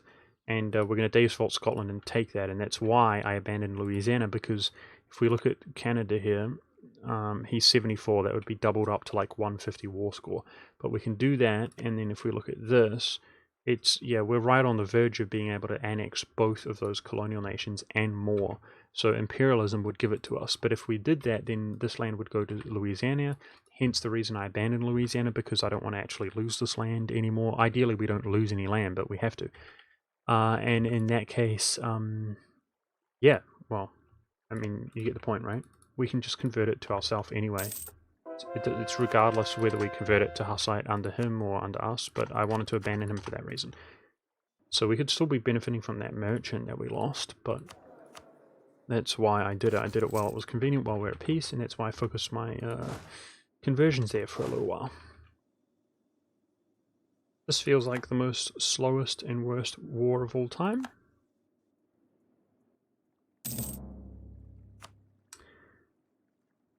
Zero war score from battles at this moment.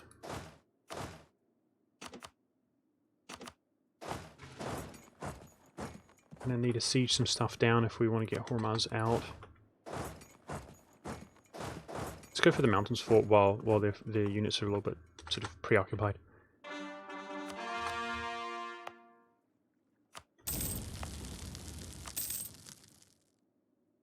So I decided to go 2 over my Diplo relation slots. I hope I don't regret that.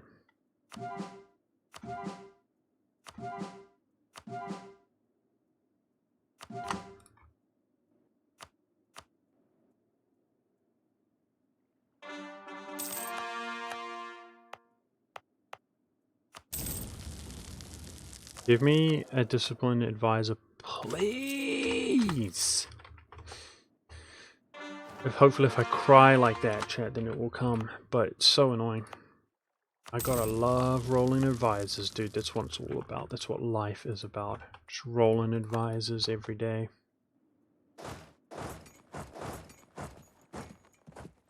Yeah, Hormuz is seriously a pain, I know. That's what I was talking about. It's pretty grim. It's pretty grim to piece this war out nice and clean and decisively, and it's why we're not. Because his capital's there, we don't have fleets around here, we would struggle in naval battles in general, always. We're going to occupy all of this, and he will be lucky if he pieces out at that stage. We got to do like a pincer attack from both sides. It's horrible. Oh. I let the admin cap there. Oopsie.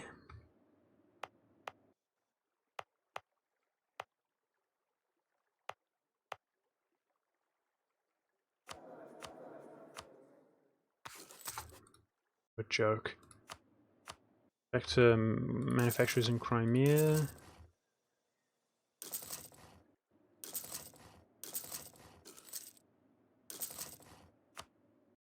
Alright, I was thinking about building slots. It's got to be Saxon, or at least being converted to Saxon. I mean, I'd really like the 9s, guys.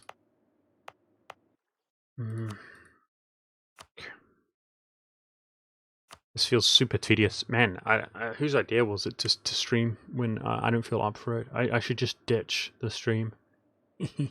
Okay, there's a 9 there. That's been converted to Saxon. Alright, I'll do that. How's prosperity going in Falklands? Almost a third of the way there.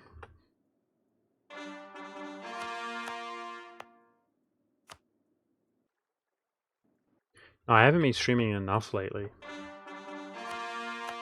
It's bad.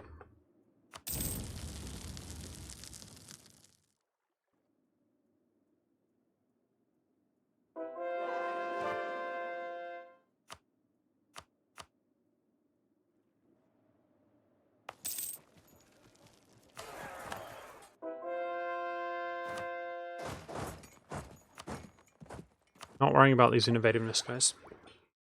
We're at 97, and it does slowly increase, you know, by a fraction.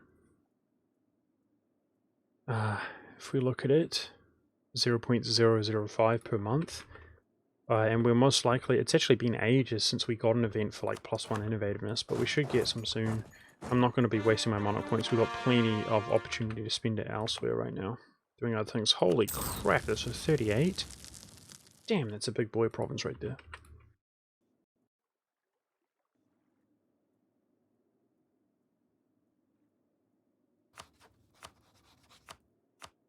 Oh wow. He's way less enthusiastic than the last war we fought. That's good. That's really good. Nice. That actually wasn't too bad for a separate piece. Last time we fought him, he didn't quit, did he? Okay, it's these guys. Let's go for that. That should be him out. And there's no way they let us cross there. I'm not even going to waste my time. But yeah, we're making pretty good progress actually. If we are slow, it shouldn't be by that much.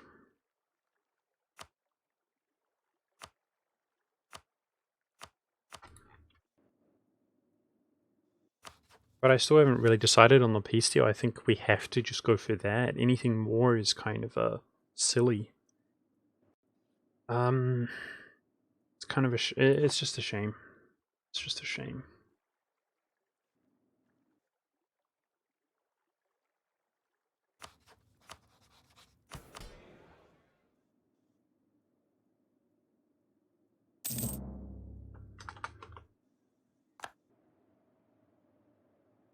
Edmund's capping out again.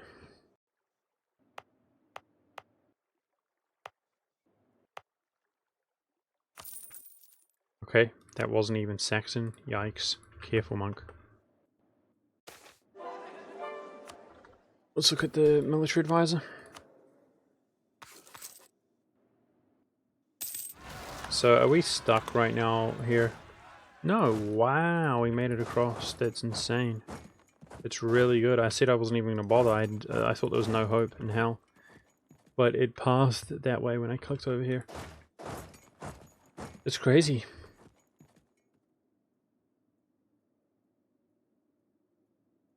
Nice.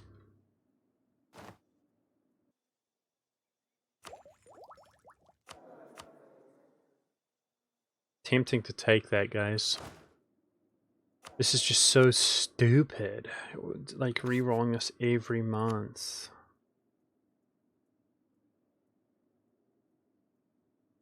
It's just morale is way worse than discipline right now.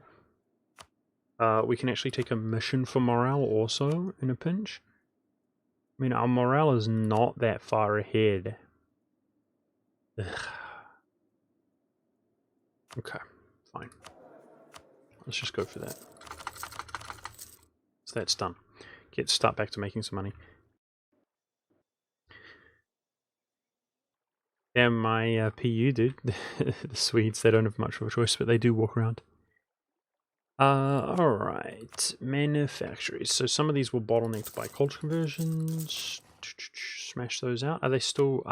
see, some of our modifiers have gone now, guys. This was 375, which is now more expensive. So what are we actually getting to reduce cost? Is there a way you can quickly look at that modifier? I know that we have this. What else is happening? I'm not sure. Some other subtle modifier. So maybe we shouldn't be obsessed with necessarily building buildings now. We could switch it up. to doing the trading company investments, perhaps. This modifier will go away, though. How's governing capacity doing? Can anyone tell me how much dev you need to do World Conquest starting in 1600? It's not really as simple as just how much dev you need, really, dude.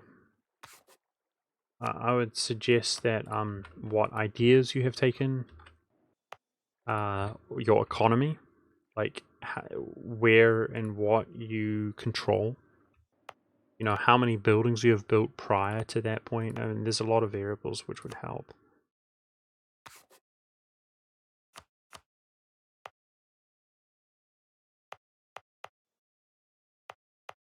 But to be honest, as far as a world conquest is concerned, because you can full annex colonial nations and take their colonies, you know, you don't need to do anything crazy like a one tag. I would say potentially pretty low. The amount of dev that you need is not that high overall. Whoa, whoa, whoa. I almost exploited that. Like, if everything else was going really well, I would suggest if everything else was going well, if you had the optimal ideas, if you were booming, really strong economy, you could, like standard empire government rank, you could do a world conquest. Yeah, that's not that controversial. If you just had 1,000 dev.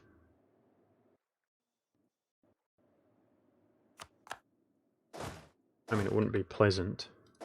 It never really is, anyway. Hey, mid.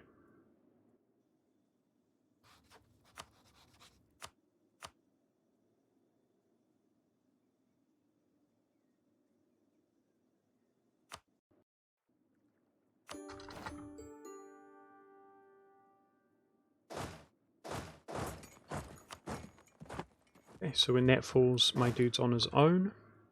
We're going to be working on his capital here shortly. Not that it matters necessarily, we're using Deus Fault, but, you know.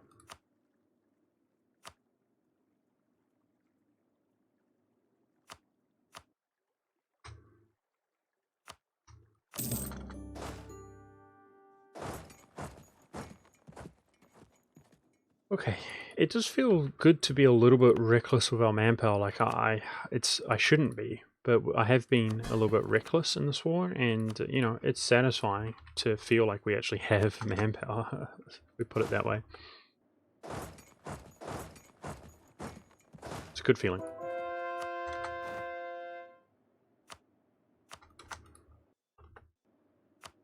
We're at 65, which is quite outstandingly good. I think the only way we could have more admin efficiency is obviously if it was the Age of Revolutions, and we started as Death Martian. Those are the major things, which would put us at 70. But if we started at Death Martian, we wouldn't be in this good shape. There's no way.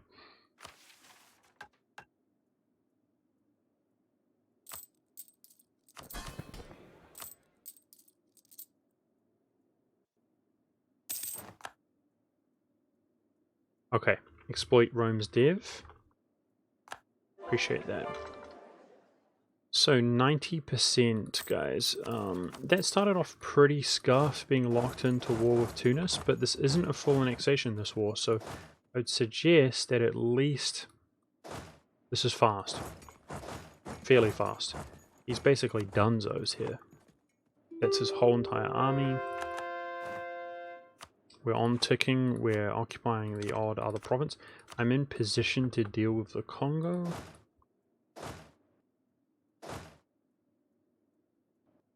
And then the idea is to walk down to India here, so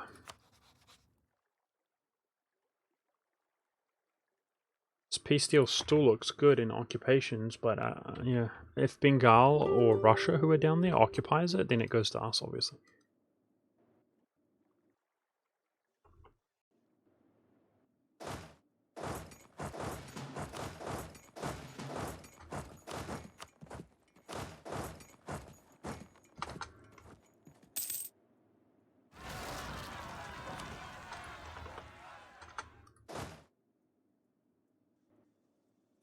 My poor drill modifier, don't go away. We're at 14 dev here. I've been actually throwing some dev into building slots mid. That's what I've been doing. Because we're going to have the economy soon to build buildings. We want force limit buildings for the military hegemon. I want manpower buildings because we have to resource manpower from the territories. The idea is when we move our capital, we can trade in company even Western Europe. So we do the 1000 modifier to reduce the autonomy. And then we do the trading company investment to get 100% more manpower. So although they are territories, aka trading companies, yeah, it's not terrible. I'm kind of giving up on this though, it's too tedious. Because it also has to be within Roman provinces. Let's just do our capital a bit. Okay, so we want to burn Rome, right? That's really important. Coming up here. Next year.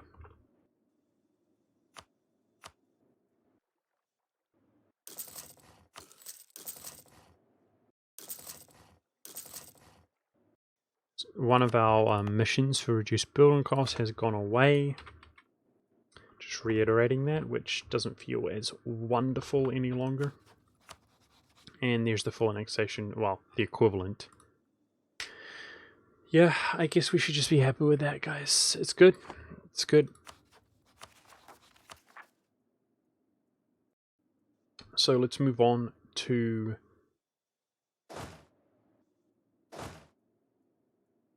where do we want to be here? Let's move on down to India with some of this.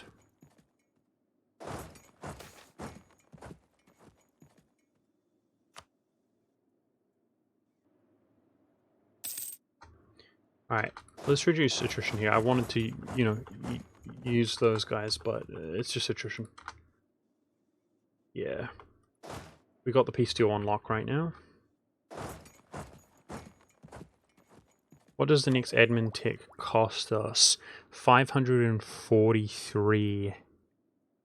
See what you're saying, dude. The Lost. I see what you're saying. We are kind of wasting our admin right now. We want to do expansion. So we could be putting it into expansion, but yeah, I mean, with that penalty, I don't think it's the way.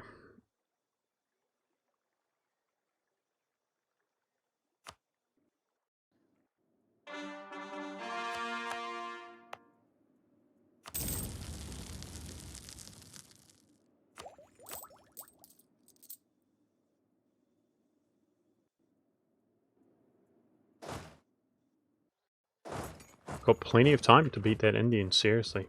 Plenty of time. So next up, we could go into the Congo in a pinch. But what else is happening? A gem is coming up shortly. What else is happening? England /13 colonies.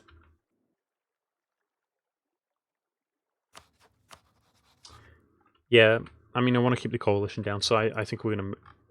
it will take time. I think we're going to move over into position to actually deal with that. Start expanding into North America. Okay, let's free up these generals. Now, if we're going to sit around, I think we should get back to drilling.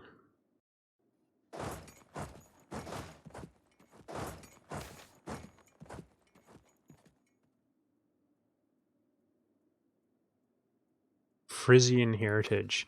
It's not going to work. We want the missionary strength anyway. So that's just a nice 50 admin point, or 1 dev in our capital. It's good. It's good, it's good, it's good. Freaking chilling on the dev right now, guys. Tons of it. Alright, so yes indeed, I want to make my way over to... I mean, we'll need a couple stacks in the New World, guys. All we need to do is basically take the 13 colonies, rank 1 fort capital, but he's got tons of troops, so we've got to stick together, take that, but then we also need troops to beat up on England, so they have no allies. What a freaking joke, man. Portugal is guaranteed by England and apparently Kilwa now. But then he's Defender of the Faith and backs up England. I mean, that is an awkward dynamic.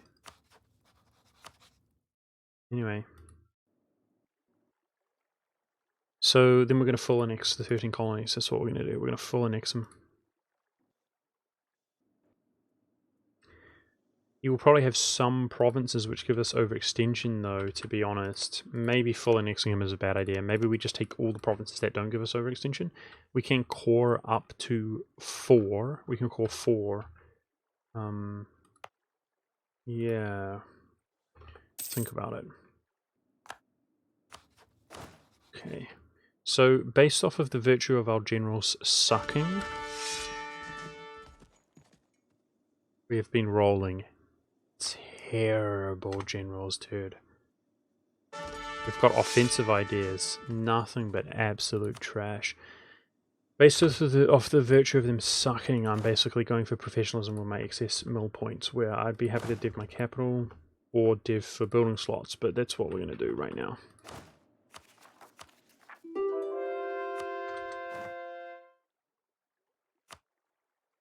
Yeah, but it's not just once though, dude. I mean, so if we have a look here, it says we roll between 7 and 17. That includes the fire stuff, apparently. There you go. Anyway, we're rolling pretty bad, so that's 9 there. That's 9 there. You know, that's what? 7, 8, 9. Yeah, I keep rolling 9s. Dude, I just rolled 9 a second ago. We're rolling 9s between a 7 and a 19. We're rolling 9, 9, 9. Terrible.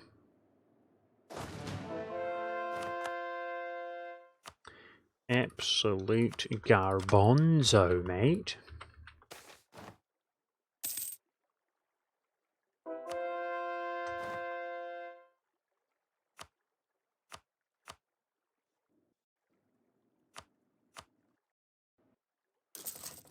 Okay. Building up the Crimean trade node.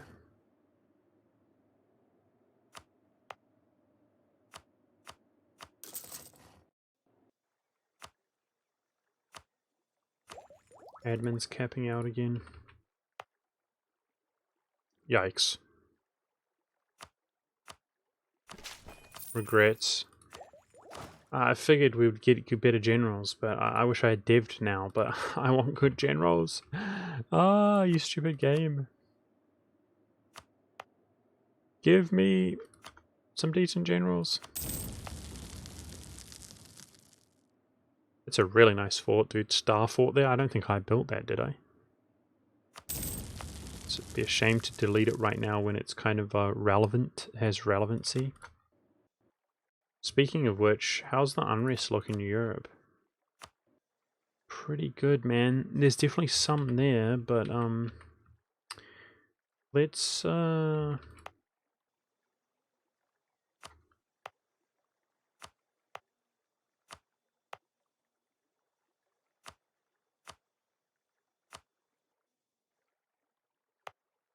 delete some forts here.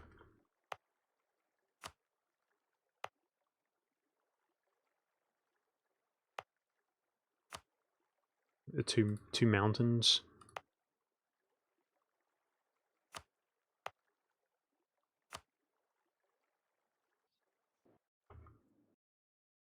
What's our tolerance to true faith? Why?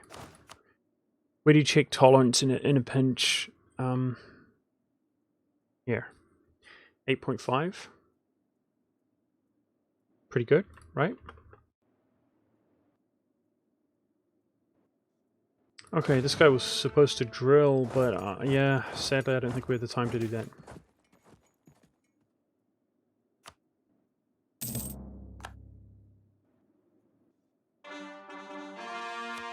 It's the peace deal. If only this was a full annexation, that would be really satisfying to me. I mean, this is still pretty satisfying. I enjoy that, but we just simply do not have the war score cost. It's close, dude. It's 2 off. No, it's slightly more than that. Anyways, I would like QQ to have the ability to go this way. I really would. So yeah, that's all we're going to take. That is pretty awkward, but there we go. Boom. And the good news is that we are prepped really nicely for the next peace deal. Okay, we can see here that he has taken occupations from us. No, he actually hasn't. Never mind, I'm wrong. Yeah, so we have plenty of time now. We're like ahead of the game to get into position with other armies. So I think we're gonna have to come back to the Congo. Let's find one of our transports. Geez, I don't feel like I'm on the ball today, guys. There. This is going to go out to the USA. Two stacks going out to the USA. So I think I've been postponing it for a long time, but I don't think I can do it anymore. It's time to build more units. We just lack. We have a gross lack of units right now. Because we need something on the British Isles to deal with the British. Before you peace out the Indian, declare on a jam, otherwise you'll have to fight him. Yeah, I know. I know. My plan is to actually call him to arms again against Shia and or Virginia here. So keep annexing India the same way. We're going to do like an Indian war with them carrying us, and then a Muslim war. Okay? But after this peace, so we're waiting on that, then we're going to wait on that, and we're doing the British next. So then we're going to do another attack India, and then another fight Muslim, and I think it's going to be Bakwari Boy. The Bakwari Boy. Okay?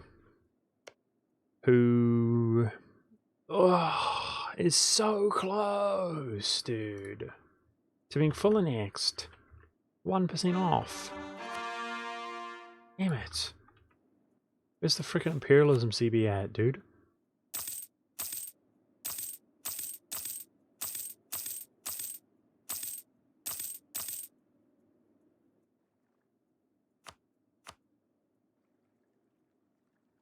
Yes. Okay. Over to the Americas we go. It's a lot of Persia, guys. Apparently we're up to 65 control in Persia now. A gem at second and Khorasan themselves at third. So if we obviously were not overextended, then we'd be dominating it way more. But that's not bad. That's really not bad.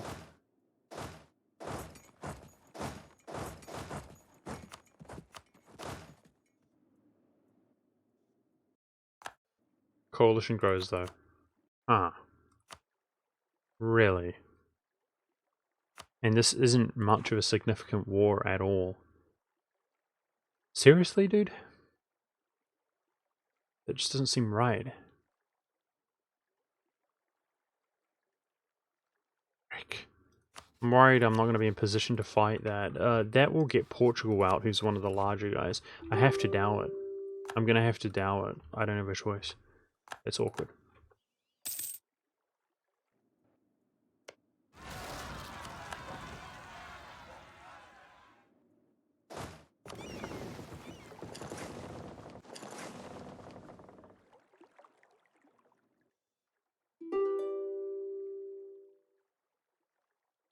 If you take loads of NA provinces from England, you can take more than 5 without your own colonial nation forming if you haven't moved your capital. What? Oh, I just spoke about that earlier and I can't be bothered. Well, what's most likely going to happen is we take all the provinces from 13 colonies, which don't give us overextension. So sadly, he's still going to be alive, but it's still very important to punish him while he's a colonial nation as opposed to an independent nation. If he was independent, he would be one of the strongest nations in the world right now, and he would be independent, so he'd be going around expanding. It would not be ideal. Alright, so Seville, guys, we're at 88% here.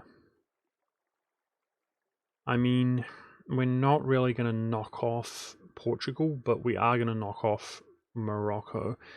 Yep, I think we're going to do manufactories here next. I mean, 88 itself is pretty good.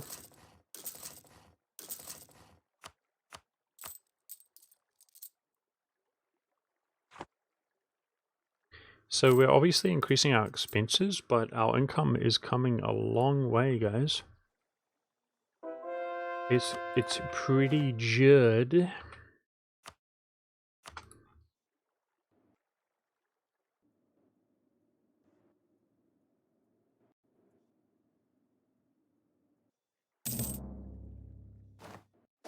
I have to dow England in June, and I don't feel like I'm in position to fight this war decisively. But on the time sort of end of things, we've got plenty of time, don't we?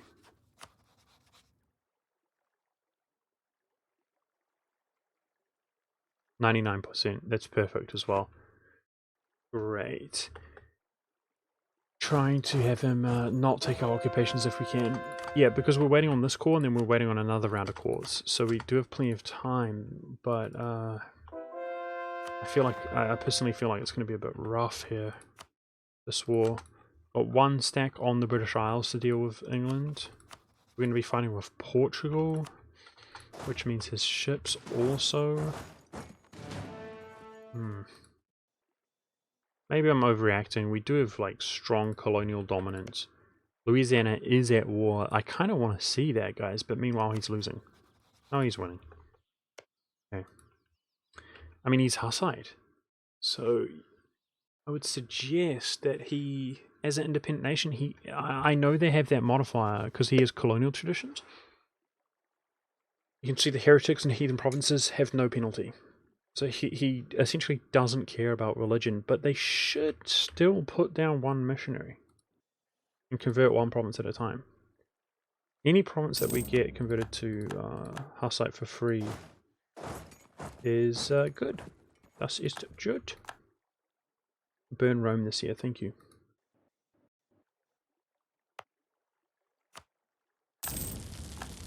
Appreciate that, dude. Good job. Hey, the British went to war. Nice. That means that he won't join the coalition. Perfect. So that means we don't have to dow him right on the truce coming up, which means I can get my troops into position, which means we're going to be way more decisive here. We are out of manpower, though.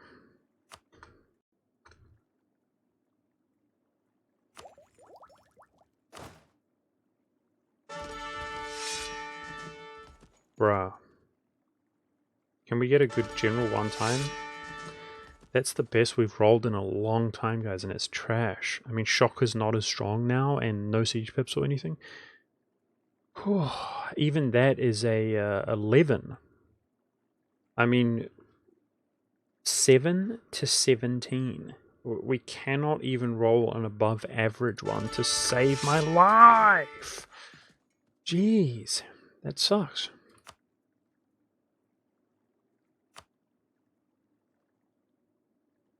Pooped. That is pooped.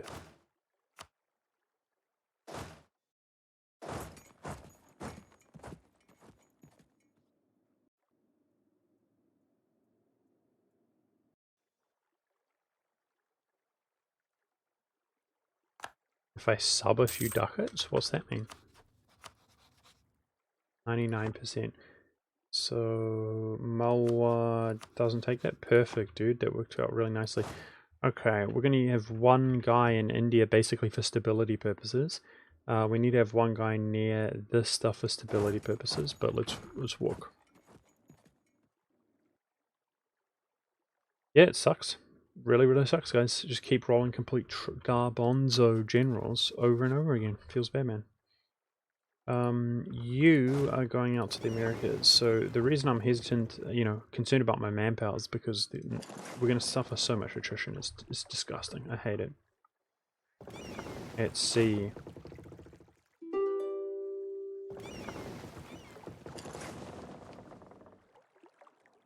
Sucks. One of my least enjoyed parts of this game. The naval attrition is disgusting. Cruel. Uh-oh. For people tuning in, guys, we rolled strict here. That's really hype, right? Strict. Look at that. Beautiful. So I'm going to want the cruel ruler to die now. I think let's simply making him a general. That's my impression. Wow. It's my best general. Simply making him a general increases the likelihood that he'll actually die. But I don't think any longer actually using them in combat or anything increases the chance that they die, or drilling. But it does give you -2 stability if they die in combat, which is not cool. So you don't really want to use a general. That's why I side when we actually, of course, we roll good stats on him when I don't actually want to use him. But we've been rolling nothing but bad stats all day. Bamboo! With the 11 months, thank you, Bamboo. Nice to see you, dude.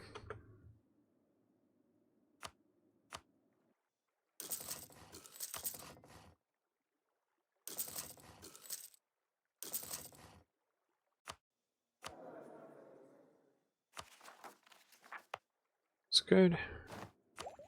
These techs are within range here soon.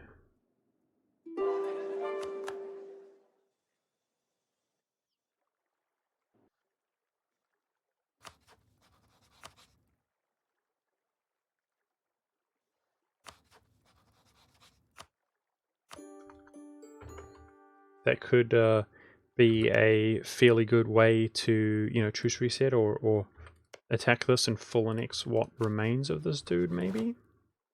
We'll see. If he's not co-belligerent, maybe if we had Imperialism CB reducing the war score cost, that would be realistic.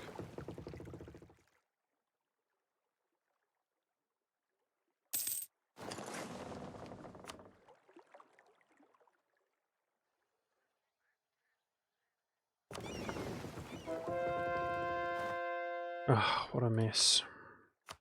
I hate this part of the game, guys. 10,000 manpower down. And we haven't bloody done anything. It's so gross. It's so gross. It's not like we're traveling out into the middle of nowhere, guys. It's like we own everything. I hate this part of EU4. It's so dumb and bad. Yep, that's gonna hurt a lot.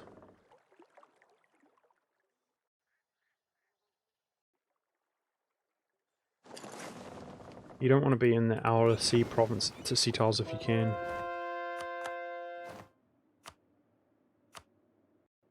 But we are going to be.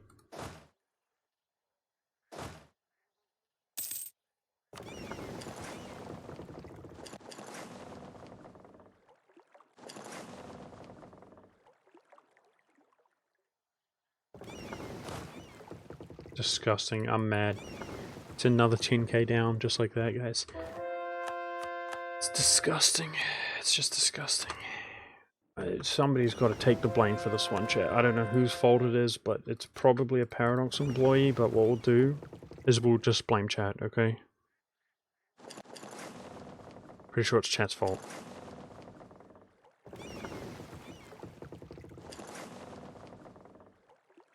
Pretty sure it's chat's fault, dude.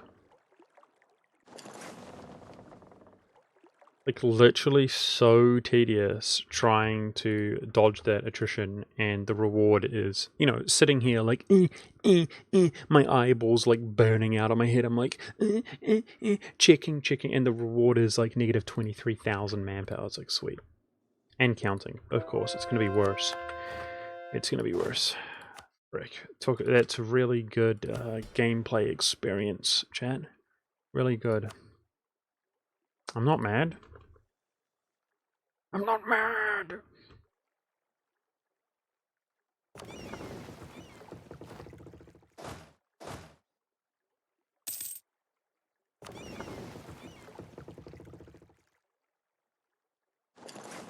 I don't have Madge activated.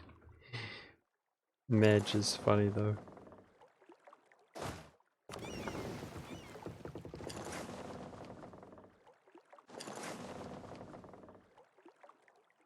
Poopy. Phew. What a pain in the neck, dude. Forget about fighting people, chat. We're fighting ourselves with the attrition. That's what's the real hardcore gameplay. Trying to avoid attrition. How many points for an E date? An E date? No points. No way. I don't want to date everybody in chat simultaneously. I don't want to date like 300 people.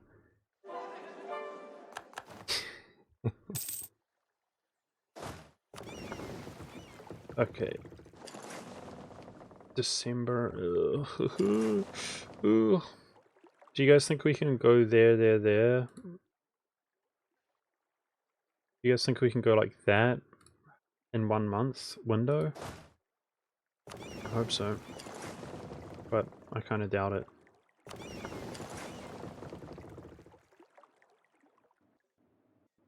At least we're not out in a sea tile this time. Jeez. Okay, are the British still at war, please? Just gotta watch that there.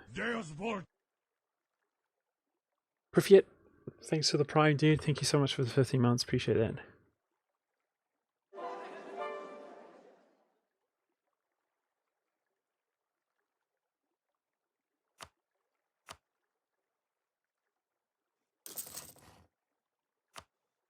Don't be a degenerate, please, Chulo.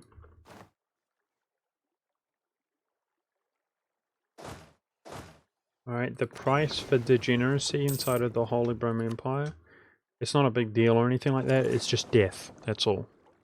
Hey, we actually do 1 month of that. Cool. Now we're arriving in the same province though. Nice. Nice. Okay, not too bad. So it didn't end up costing me much more than I complained about, but still, it was just a ridiculous amount in the first place. Yep, death is feels good, man, for sure. Well, death is actually a why people are happy, is what it is. Everybody knows that.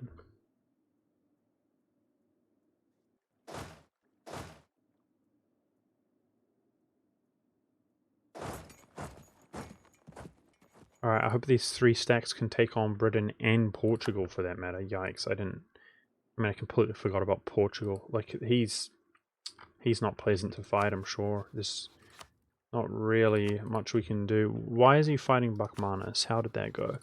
Really? Portugal declared on Buckmanus. Ah.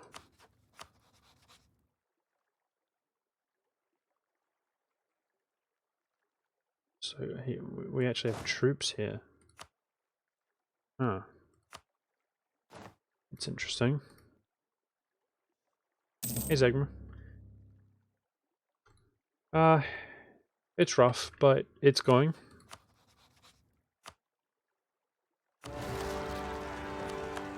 Ganja.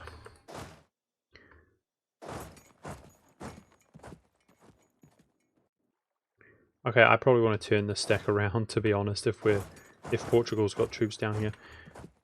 I'm kind of nervous, I guess, to see how this goes here, this war against the British. You can see we're basically fighting even forces. I mean, it's huge colonial nations. Yeah, so the major thing, I suppose, is that we dodge the coalition. These were some of the major players that would join the coalition, but I'm kind of hesitant as to how we're actually going to get the war score that we want. I'm going to take out the 13 colonies here, that's what I want to do. So it is still just Deus Vult, so rough life getting that war score.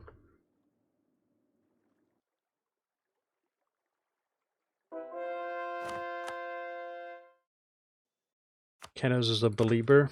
Yeah, I'm kind of a believer at this stage, in this run. But, I don't know. Ugh, I'm kind of, maybe I'm feeling entitled right now. I've done this so much. We have to focus up and finish well, but I've just done this so many times. I did it 3 times, guys, just for the game to bug out. 3 times. And then, like, to actually lose legitimately. Man, what a sour taste in my mouth. I'm so over this in a way. Like, the late game's only just beginning, but, you know. We got to get it done. I haven't done all this so many times, hammered out the strategy so refined just to not get it done, right? Okay, so we're looking for provinces here which do not cause overextension. Matter of fact, if we just sort by it, that might be a good play. I see. So it's also his islands and things, guys. That's something to consider. I mean, probably taking them is a fairly good call, though. I don't think he has anything in South America. We really don't want anything in South America at all. That's all Portuguese stuff. Well, I'm going to cancel that. You can see that was already 29 war score. So the idea is we go in here because the war score cost reduction is reduced. That's the idea. This is where we want to use our war score. We might not be able to get a full annexation off against him. Anyway...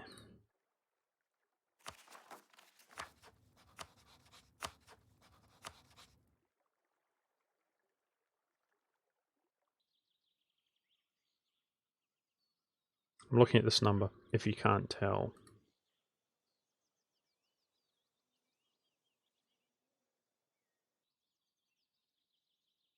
See, do you see the difference when we don't take that islands? We're only barely over 29 here already, but geographically it's way more land.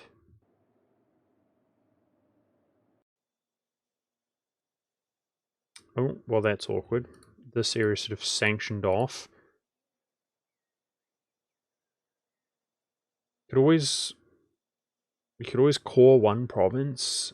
We don't want to have a repeat of last time, though. It didn't really cost us very much last time, but we did spawn a colonial nation unintentionally, which was horrible. So this is all Iroquois stuff.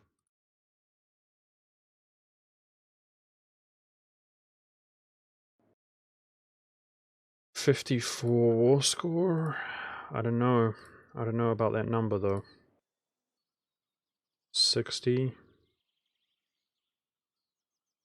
I mean, maybe we call it there.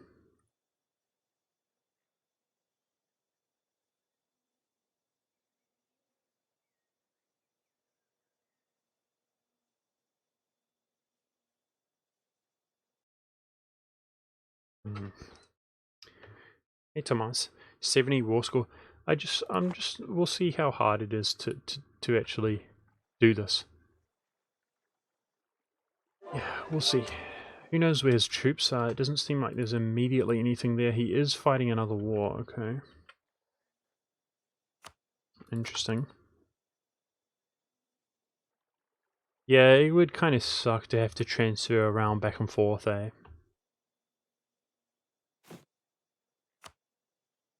Let's chuck out some more culture conversions. Going down the list, looking for that adjacency modifier, which means the months, if they're over 10 times the cost, so if the 5 takes 70, then we know the adjacency is there, or the 6 takes 90. We don't actually have to look. It's when the 6 takes 60, or the 7 takes 70, that's when we are hesitant. Like that one, that one.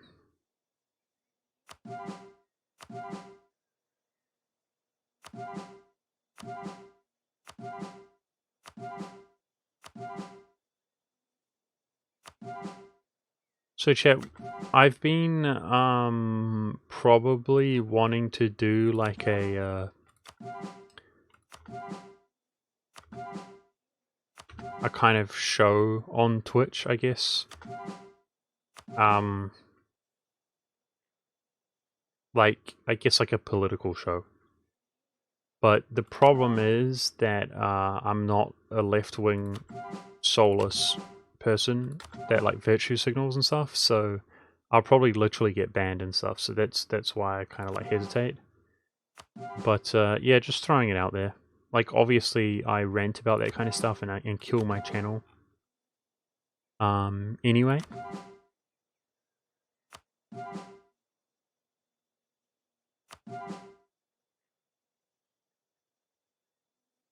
Just throwing it out there.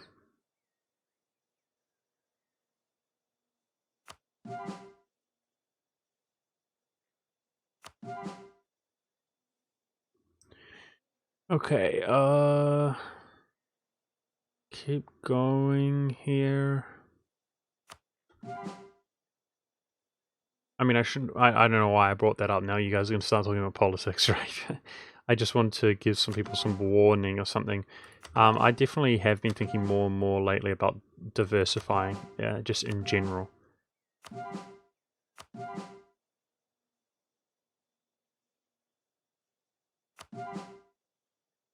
Because I've been doing this for a long time, guys, just doing EU4, and it's getting pretty old. I wish I was as passionate about the game as I used to be, but it's the changes and the direction EU4 is going. It's a shame. I wish they did a better job, personally.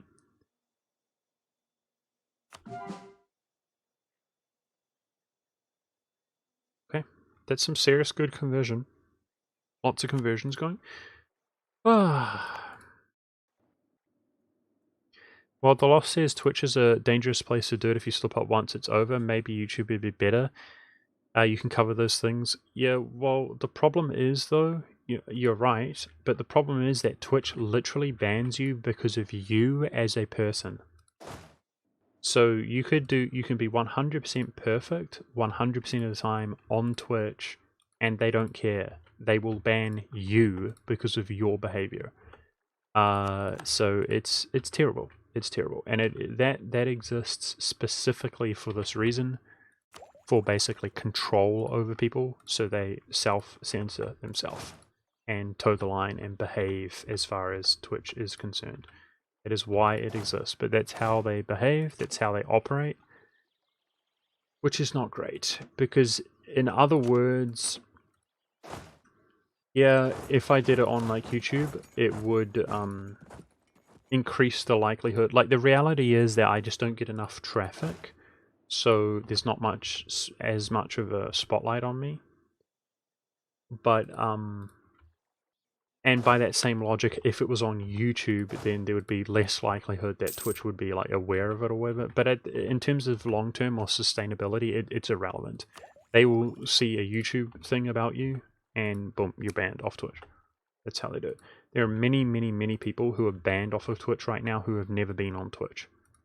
So that it's like if you get like flagged in like a shopping mall or something, if you guys know what I mean. If you were like a thief and the shopping mall puts your face up, this guy's banned from the shopping mall. That's like a fairly good comparison. There's all these people today, personalities, who are banned from Twitch, even though they're not Twitch. They're like wanted. Because obviously they could make an alias and do whatever they want online, but then as soon as Twitch realized it was them, right? Like somebody going into the shopping mall, oh, you're not allowed to be here. Banned. Hey, Lapconium. Yeah, for sure, exactly. I wouldn't plan to be banned, but it just means keeping it really, really light, basically, because I've expressed it many times before, we live in really serious times, I guess. Like, it's not really, it doesn't really warrant keeping it light, but anyway.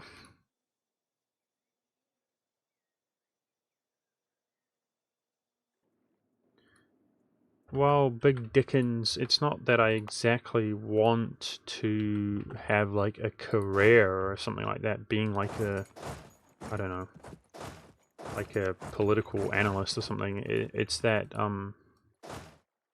you're talking about it being oversaturated, which you're actually absolutely right, but it's controlled opposition is what it is. You basically have the bad and the bad. So there is a niche. There's what would you call it? It's like a void. If something doesn't exist, then it ought to exist, and that doesn't exist. You have the bad evil people or the bad evil people. That's how it exists on YouTube. There's an awful lot of them, but they're all bad and they're all evil. Paranoid much?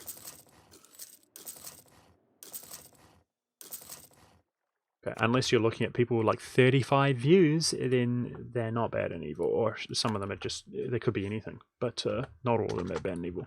Anyway.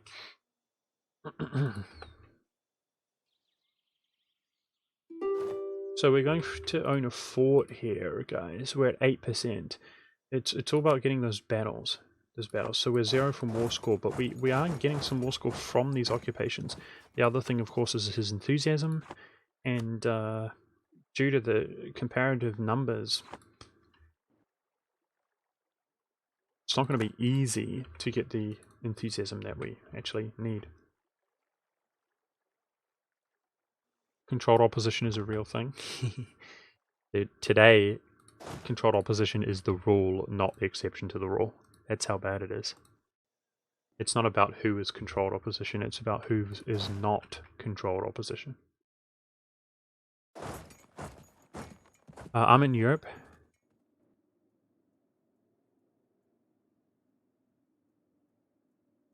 Pretty sure if I had a bad YouTube, my employer disagree, I would get fired too. What? Yeah, if you made a bad YouTube video and your employer would fire you over it, but that's what you're saying, right? Yeah, pretty much.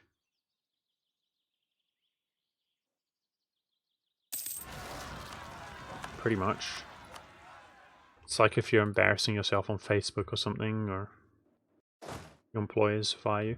That's the worst place for rebels to spawn, dude. Yikes. My cores. Stop.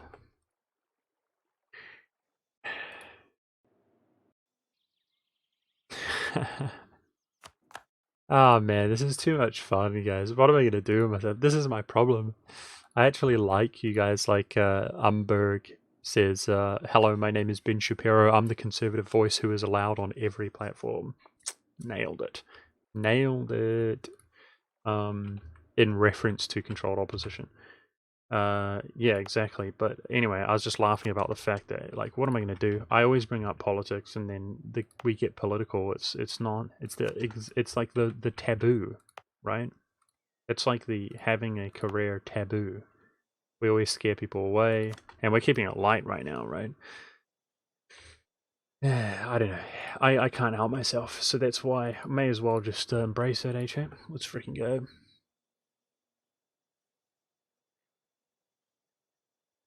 I can't do a Ben Shapiro voice, but I'll tell you what, though, you reminded me of something. What's his name? Frick. I remember. Oh, no, I think it's too crude, though. Yeah, it's too crude. Well, I'll just give people the tip off. Wow, this has 1,000,001 views. Holy crap. I remember following this guy when he had, like... Holy crap, this guy's blown up. I was going to give you guys the tip off. See, it's way too crude, but for people who want to watch it, Suspense doing Ben Shapiro impression. Goodbye, honey. Have a wonderful day at work. There's a doctor at the doctor's office. She's a doctor. Hold on 1 second. I just been trying to... Anyway, I'm not going to watch it. I'm not going to watch it because it's too bad. It's too much. But yeah, just if you guys want to watch that yourself. Hey Zeus, what's up?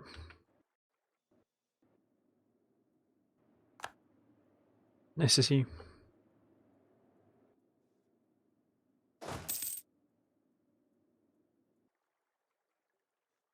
Okay, we made it here. Montgomery was worth like 2 war score. We need these battles to give me some war score, dude, legit. Should have caught him out. I mean, we're definitely occupying stuff right now, which is very good.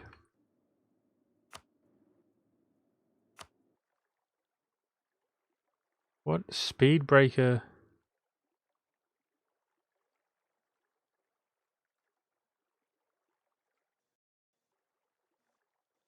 What are you talking about?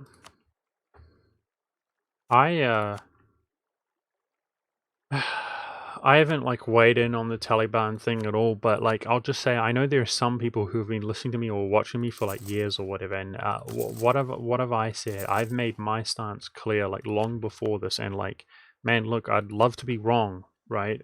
I would, but like I've said long before any of this happened that if you think that whether you, as an individual or a nation, you can go around micromanaging other people on the other side of the world, you will be sorely mistaken. You will find out that you'll be sorely mistaken.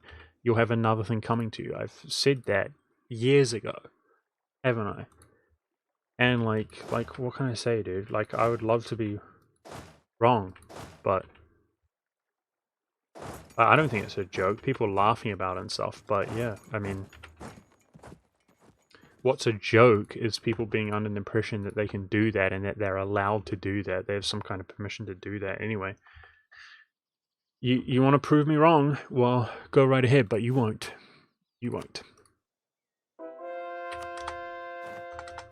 So, I don't know. If you're paying attention, who is this monk? Is he a prophet, Chad? Who is this monk? Is he a prophet? But most people aren't paying attention, and I'm not a prophet. But anyway. Building slots. I feel like doing a little bit of building slots with our mill once again instead of putting it into a capital here. So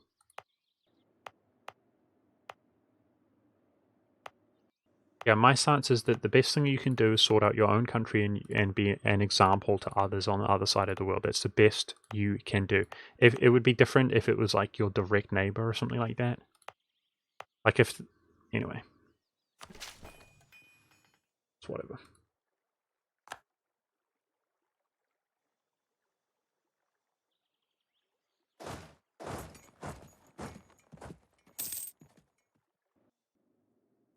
Okay, wow. Did you see the enthusiasm in England, guys? That's hype. Medium. Okay. So did that give us war score from battles 1? Yikes. There's 1 for there. We probably... Do we get access? Oh, okay, that's bad. Frick. I'm not feeling good about this war all of a sudden. Yikes. We don't have imperialism, sadly.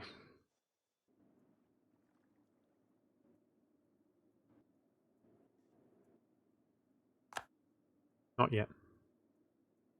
Yeah, I don't know, guys. I don't know about the English. It's going to come down to how much war score we get from making these occupations. I feel like we're going to lack the war score. I mean, we kept down the coalition. We could theoretically we could keep making land grabs here, but does kind of suck. I want to go back to another war, like another set of overextensions, so we don't have that much more time. The idea is that we piece this out, and then we call them into another war, but I have to have the English war finished up. And then the Bakora truce is coming up. These occupations are bad. Oh no. Attacker against Aureate, so he's winning. Okay. Should be okay. I hate it when the AI occupies the territory that you want. It's the worst. Dude, England has actually so much like obscure territory down here in West Africa and Congo and stuff. That's not very typical.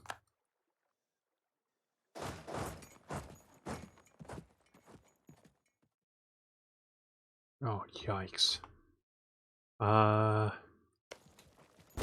Lucky one time? 42% one time? Of course not. Never lucky. And England's no longer medium, but they could just be participating in battles or something.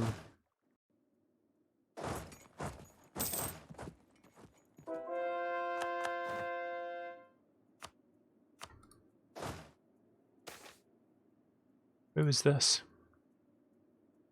Discipline Gascon, though. Gascon culture. I would love a half-price discipline advisor, dude. General 4434. Sadly, that is pretty much going to be our best general, guys, particularly with the siege. So I say sadly because 4-4 is pretty trash, but we are just rolling the worst generals lately. 10 prestige is not going to do much. We should be placating them though every now and then.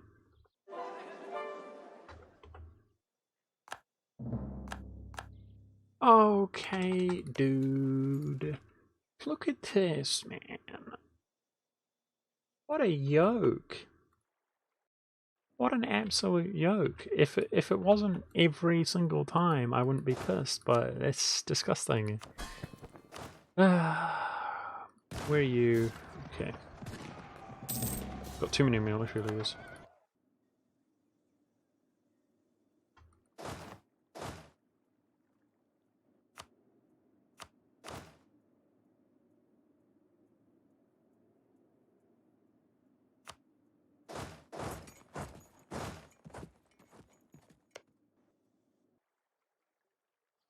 So I'm scared they're going to run at the mountains, but we are about to get another tick off here. Okay, looks like we might be okay.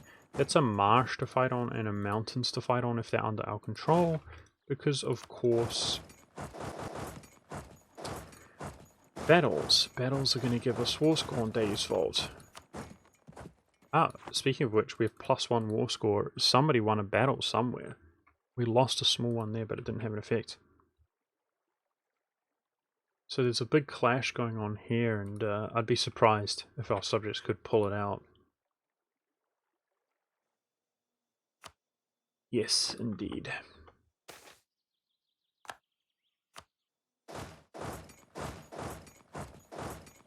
No general.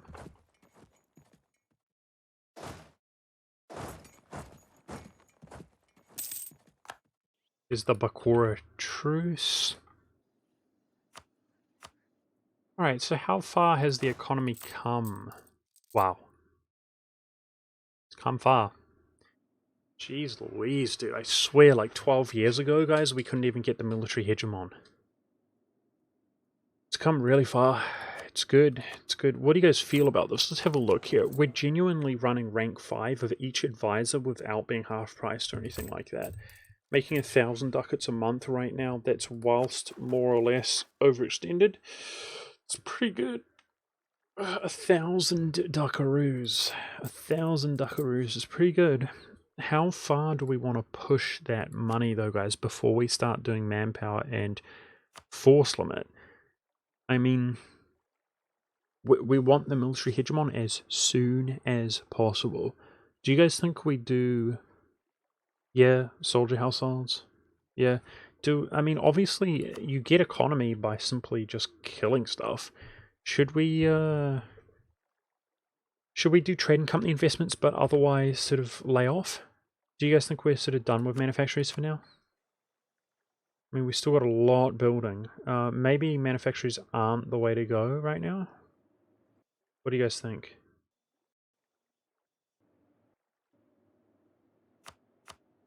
I think maybe we move on to trading company investments. So, looks like all of Ragusa can be added.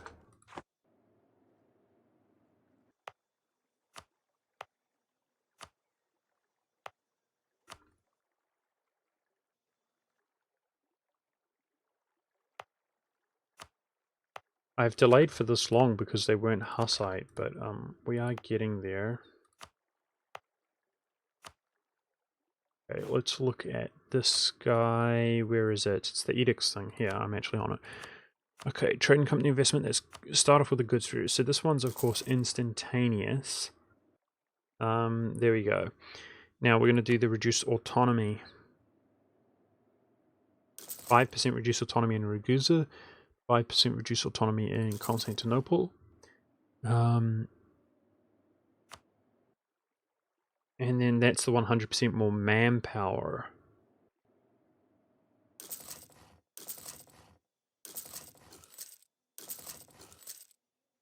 Okay, so let's flesh those out. Happy to do it, we need manpower. Nicholas, you liked my recommendation? Please don't tell me you really thought a DAP is normal, a DAP. What? I liked your recommendation. Thanks a bit, Nicholas. What recommendation? The YouTube video? I actually realize it's way too crude. Like, I don't want to play that on stream. That's too degenerate. But I just like taking the piss out of Ben Shapiro. That's all.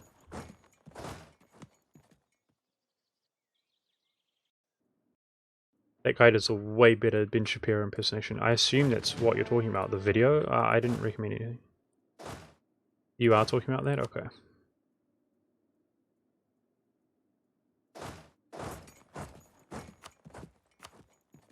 Okay. I feel like I'm playing in slow motion right now, which is not a good feeling. So QQ has gotten 1 conversion off, guys. He was converting more. I guess he cancelled it or something. He's not that big, so...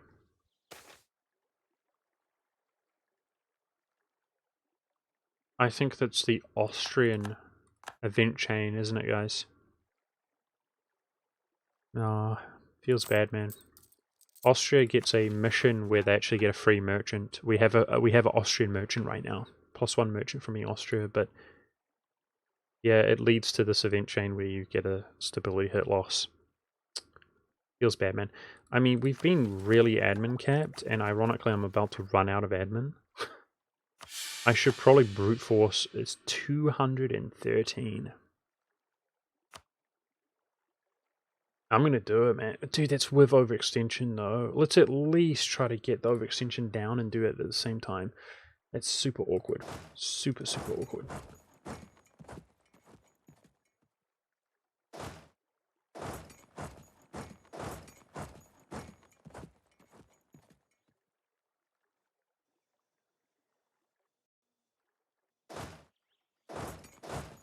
It's from something else? I don't know what that is. Like, I believe you, but I don't know what you're talking about. I did an event where I promised them to win a trade war. I don't ever remember doing that. It's just, I noticed I was kept getting these trade events, so that must be what you're talking about. Okay, that looks like it gave me some war score from battle. Excellent. It was 4 war score and a nice stack wipe, so this will probably do the same. We'll see. Is that my best general 3-5? Ugh, my generals are so bad right now. I'm sad about that.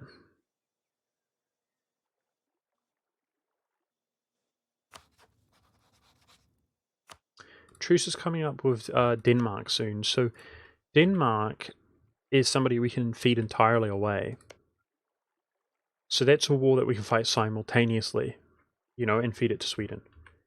So we definitely want to have units in position to do that. That's going to be all about positioning. Bruh! 21! Oh, man! It's so frustrating. The AI just... they're just like progress, siege, progress, siege, progress, siege every time. We sit on forts, just ticking every time. Like, I'm not even exaggerating when I say that. The AI is just like, oh, yeah, progress, siege. We're like, yeah, wait, now wait, progress all the way up to 71%, wait. But it's just literally every time, though. It's just every time. Man, oh man.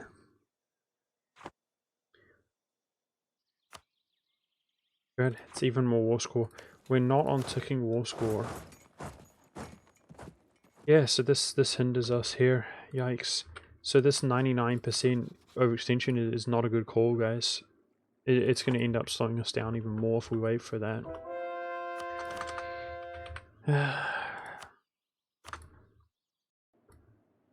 I don't feel like we've done a particularly good job keeping it clean today. If you don't accept the trade war opinion, you immediately lose stab. So it's a lose stab no matter what. Ah. Okay. Thanks for letting me know. Let's do some Muslim relations. So we're going to keep having a Muslim focus. That's the intention.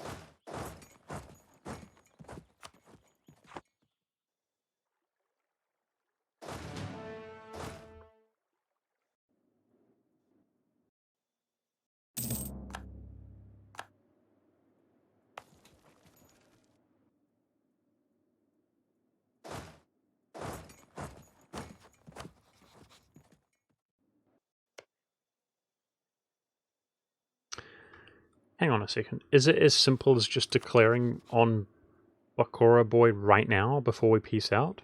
Is it that simple? You can't call Mullah to arms. It is that simple, right? A jam has calls on you. But yeah, we wait till these calls finish right now. Then we peace out taking this land. Yeah. So we wait till these calls finish right now, then we Dow Bakura, piece this guy out, core that, fight Bakura. Yep. Nice. Let's do it. So the idea is we full annex a jam, you know, even though he's not co-belligerent, because I can't full annex Bakura. I think that works. Well, he's going to be 50 war score by the looks of things. Maybe we can... He's in the coalition.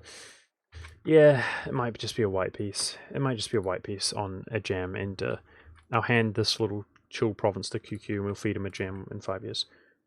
Okay. Yeah, that might be the way to go.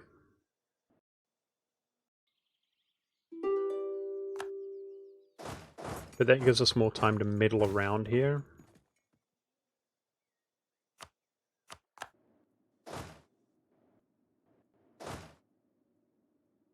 Alright, so we want a jammy kind of a peace deal, like quick peace with him. Bakori's not occupied, he's only got one ally. It's good, it's good, it's good. We're 99% right now. Wow, 99 admin. I'm trying, do we... Jeez Louise, that's bad. Oh jeez, oh jeez Louise. Do we core this month or no? Yes, good.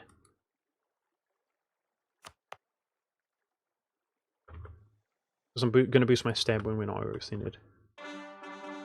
As much. Which is right now.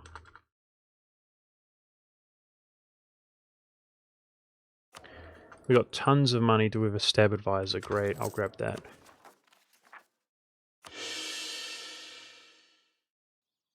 Okay. Alright, now.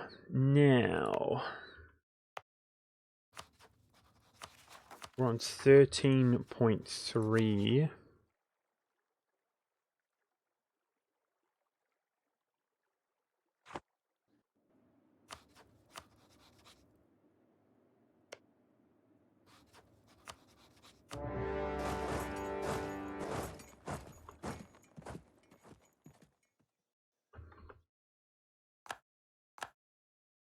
So, we discovered earlier that Canada exists here as a one-province minor, guys.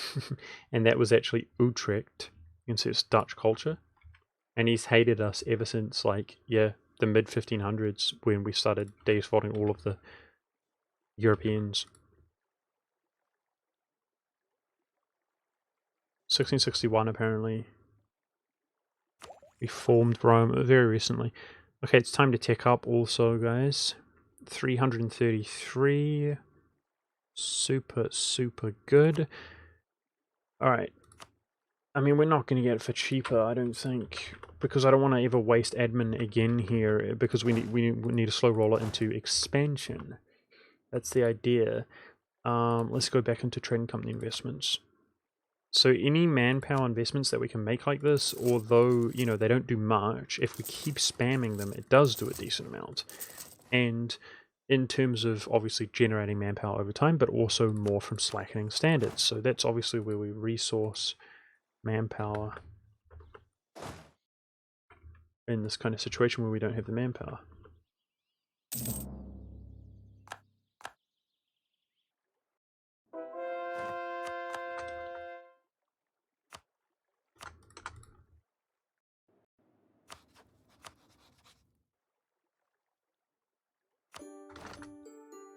That is awfully weird. That is awfully weird, guys. There we go. We're in India. I mean, it's not a bad thing, but I do kind of feel like I'm stretched thin. Personally. Hopefully, we don't. We sort of cease to feel that way. Prosperity is coming along. Okay. Give me a good general game. Give me a good general game.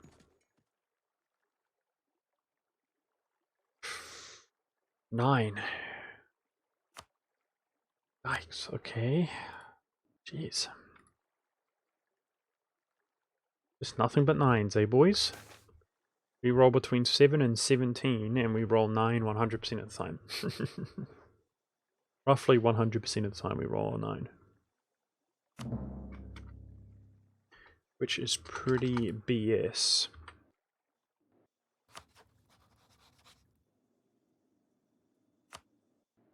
Okay. So the Bakori boy.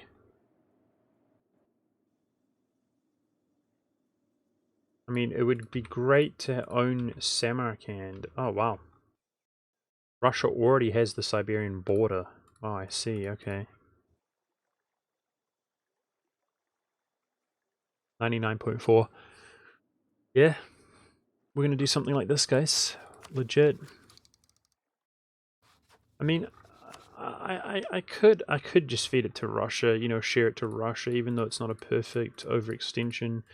You know, it'd be nice to build up Samarkand, guys, and go into Persia. We basically lose no money to Aristakhan by the looks of things, which is kind of like a miracle. Russia doesn't have a merchant in here, so this is like great trade. But I mean, we'll do fine for money. We'll do fine for money. I think we want to push this for war score. It's exactly like Khorasan. Khorasan, extremely close to full annexation. And we're going to feed Russia up a bit. We're going to do something like this and feed Russia up a bit.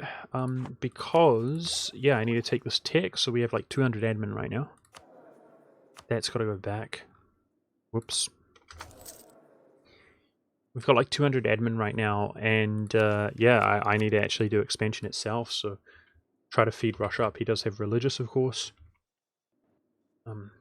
Looks like he's actually going to run out of areas to dump his missionaries into shortly if we don't feed him. So we definitely want to. It's just such a shame, guys. We were so close to the full annexation of Khorasan and so close to the full annexation of Bakora, having them as two, you know, small but still, you know, on very hard. Look at this dev. You know, they get the base force limit and so on, which is amplified. Having them around is a shame instead of eliminated.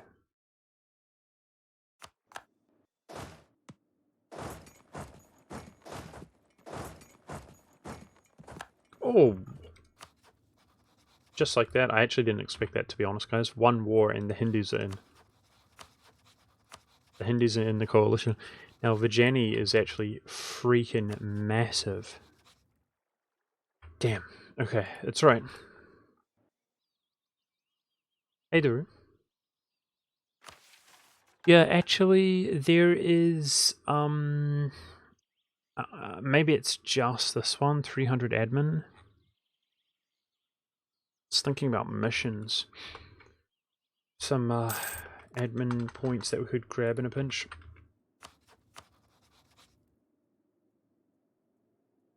He's allied to Kilwa. I feel like diplomacy has just been a nightmare this game.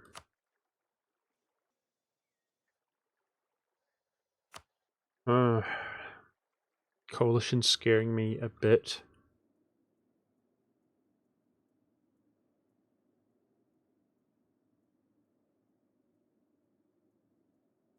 I really want to do Morocco directly. I've really been meaning... What is that? Yeah. He allied...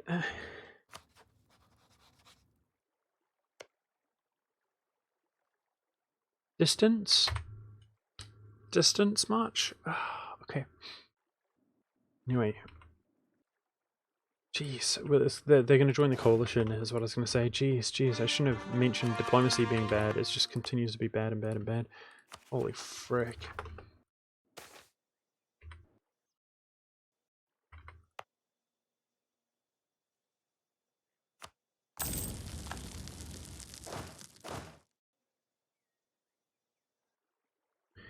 Can't attack a single nation who doesn't have scuff diplomacy.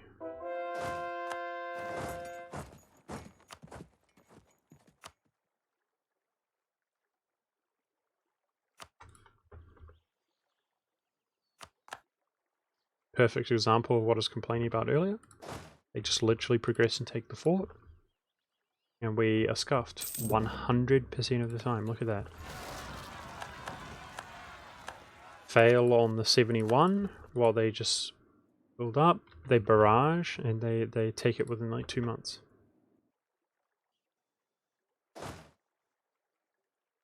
They take it 100% of the time and we sit there doing nothing 100% of the time.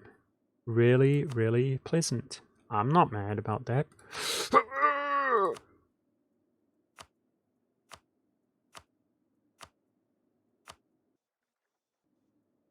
Alright, let's have a look.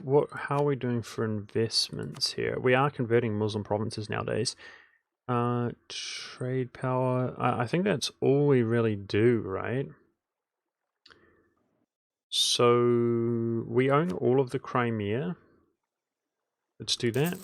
Reduced autonomy investment, and shortly it will be added. Let's go ahead and add all of Kiev. It's all Hussite, all of Krakow. I'm not going to do the Baltic for a reason.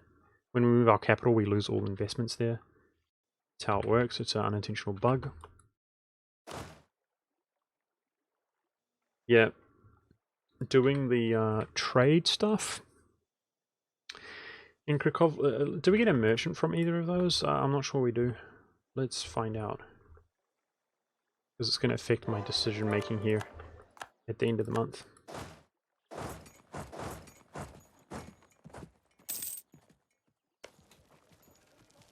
Nope.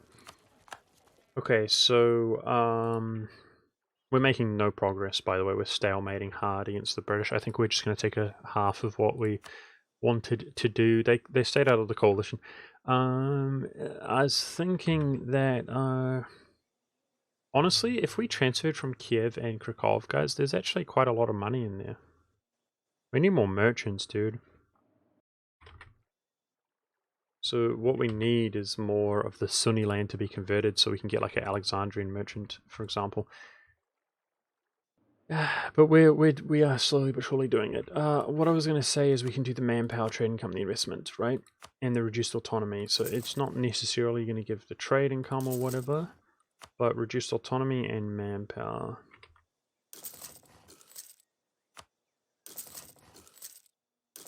Nothing wrong with that. Keep building the manpower up.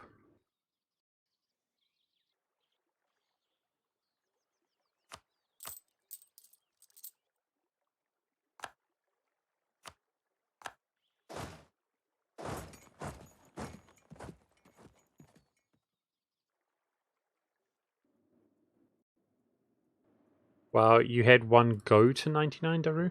I've had it fail at 99 one time. I thought for a second you were saying you had one fail at 99. In all my over 9,000 hours of EU4, I've had it fail one time. I actually thought it wasn't possible to fail at 99. I thought it was just like 100%. But it is, because I failed at 99. But yeah, we've had it. We've had the 99 quite a few times before on stream.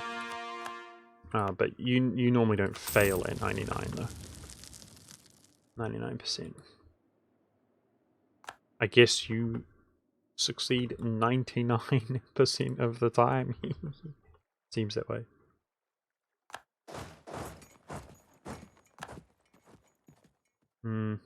His general sucks.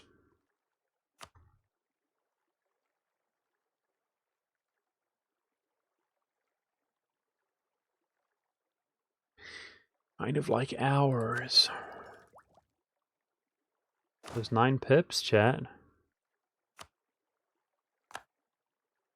There's 9 pips. One time. It's actually way more in terms of pips, but it's still trash. Bruh. I mean, this is absolute fake news at this point. Between 7 and 17. We just rolled a 12. It's like the best roll we've had. Out of what, like 20 generals? This is just absurd.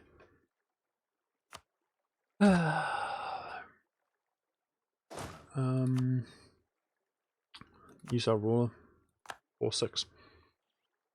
Trying to do those battles, guys. That's the Dave's Fault war score against the British.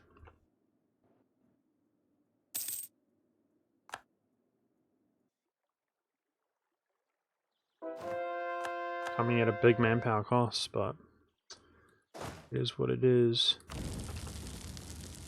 That actually, I think, yeah, is ticking war score against the British, so debatably worth it, but I mean, I don't plan to be sitting around ticking for much longer, really. So I added France to the list. We did form France. Who would have thought?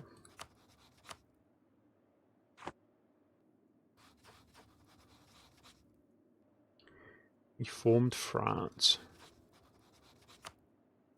Snuck it in. I mean, honestly, the fact that France was tag eliminated and didn't exist was something I didn't anticipate. A lot of people telling me to form France. I even trolled somebody. But, like, over the course of, like, 30 years, they wow, geez, okay. They didn't really do anything but just colonize for French Colombia, which meant they were sort of actually peaceable.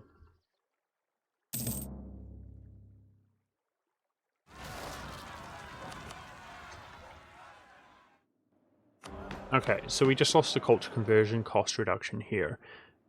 Do we actually still have the modifier? I think we don't, but let me check really quickly. No. Alright, so the thing is, I mean, manpower would be good, and the missionary strength would be good as well. But I think it has to be culture conversion cost reduction, right? I think so. Jacob, thanks for the tier 1 sub, dude. Appreciate that. Thank you so much. What does France give you? Well, we got 200 Diplo, so we actually basically paid for the point cost of culture converting and flipping and promoting French. So it basically didn't really cost us anything, and we got quite some admin points. We got 10 professionalism. We got like a construction cost reduction and morale of armies boost for like 15, 20 years, that kind of thing from missions. Some fairly trivial stuff, and there was one event that was supposed to be really nice, but it actually didn't happen because it can only happen once per game, including with all nations, all AI or whatever. So we formed it for a reason that we thought would be better. But the thing is, when I formed France, I actually cored up. Do you see all that stuff there? We cored it up for free because I killed France and then formed France and inherited his cores. So it's pretty cool. So it actually saved us a lot of admin points, and then we got some admin points from missions. But yeah, nothing major, nothing crazy. Oh yeah, it was for the rest of the game. That's right, I actually forgot, and now I forgot again. It's 10% manpower for the rest of the game. That's right. Less invildes, whatever that is. So yeah, that is nice. That's nice. That's probably the best thing, the best takeaway from France in the long term.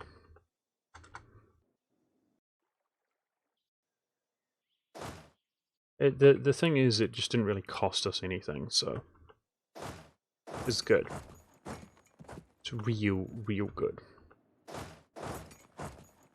Okay, dude. I hate that. Laureate out here, what's going on?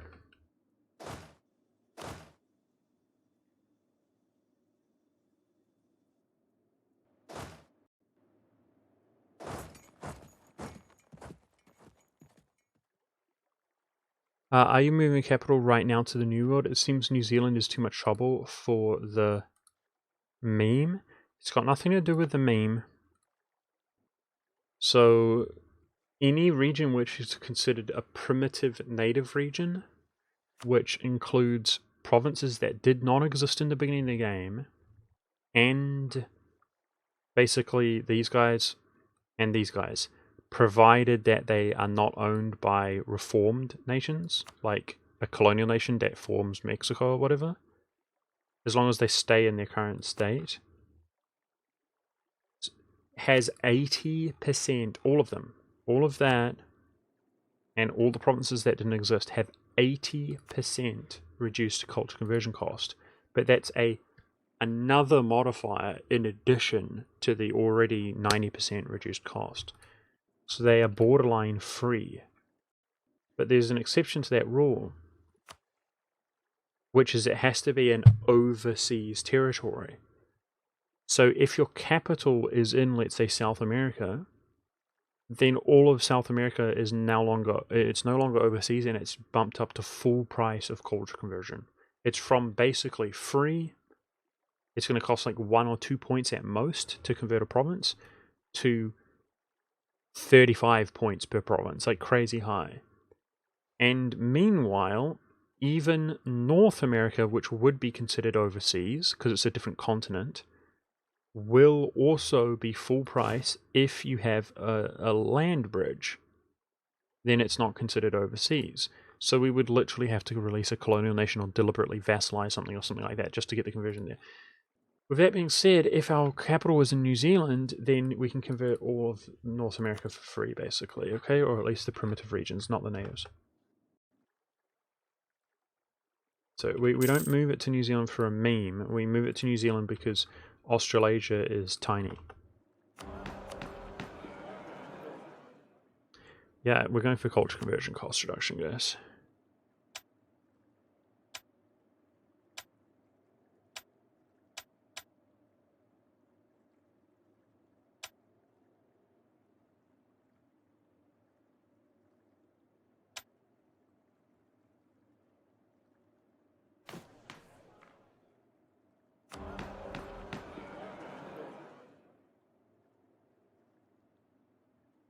Less land with high score costs, but also just way less land in general. With all the wasteland in Australia, Oceania is the smallest continent in the game by far. Now, it does... None of these are ideal. Frick. 10 Diplo. It does, ironically, even though they removed the map mode, it's talking about the continent when I'm talking about that. So you can see the bottom there on the list, if you go to regions or subcontinents, is continent, Oceania. So the subcontinent here is Australia, and there's subcontinent Oceania, which is New Zealand and these islands. But the actual continent is what's relevant to what we were just talking about, not the subcontinents. Obviously South America, North America, etc. Yeah, so Oceania is if it's just small. It's just small. These are like tiny dev. It's just really small. It's the smallest continent. I mean, Asia is huge, Africa's huge, Europe's huge. Hey John, Joe the Dane. Any chance of a quick recap? We really haven't done much. We fought in Algiers and attacked Tunis, and it was scuffed because Tunis had all the cores. It's just a blatant mistake that I made here. We weren't coring that stuff. We managed to piece them out pretty quickly. We full annexed... No. We've been dodging Defender of the Faith with Malwa, who is the Muslim Defender of the Faith and defends any Muslim in Asia by calling him in against an Indian here who was Hindu. Then attacking Khorasan, who we barely were unable to full annex, and then we just attacked Bakori Boy to dodge Defender, piecing this one out, which we'd already won, and we're going again, unfortunately, barely unable to full annex him here. Same thing, whilst I'm simultaneously fighting England over the 13 colonies, who is honestly one of the strongest and most formidable nations in the game, provided that they were independent, but they're not independent, and as a colonial nation, they have 50% reduced war score cost. So I'm trying to keep England around, and I'm trying to cleave some of this land, which gives us 0 overextension right now in North America, at reduced cost. I need to break his alliance with Portugal, though, guys.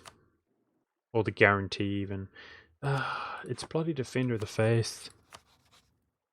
I hate this, man. I hate this. I've been literally breaking alliances left, right, and centre this game, and they're just allied to each other anyway. Like, and I'm not talking about England and Portugal, I mean just everybody, right? The exact same thing happened with the Mamluks, just everybody. We break alliance, they're just allied anyway. And by that I mean guarantee, Defender of the Faith, it's just endless. Really frustrating. We keep having people who have a target on their back that I want to attack, allying my own allies as well. Very frustrating. Which makes our allies worthless. That's going to happen here when we attack Morocco. We're allied to Malacca. And here when we attack Mamluks, we're allied to Kilwa. So we're a long way away from attacking either of those nations. And if they're not allied to me, they're going to be basically in the coalition because they're Muslims. It's bad. I definitely have been like struggling here. Not talking about in-game, but this is killing me as well. Oriet was being... it's so aggravating, I don't even want to think about it. He was just being cleanly whacked by Bakura, and I attack him, and he's on the exact opposite side of his nation, griefing my occupations.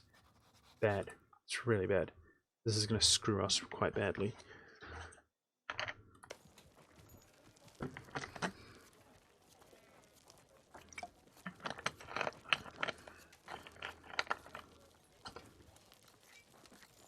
It's unbelievable. Like, how are they even here?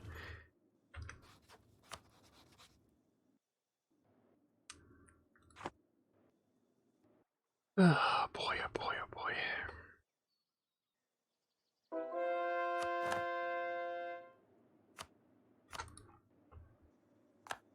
So, for people tuning in, Hussite game going, in my view, we're going really well on the Hussite game. What do you guys think? It's hard to really estimate this stuff, but I think so. I think the Hussite game's going really well. The vast majority of Christianity, at least in the old world, is now Hussite, and we're moving on to Muslims at the moment. And the Roman culture. This is what we're looking like. So it's just going to grow more and more and more. We're converting tons at the moment, and we're going to continue to do that.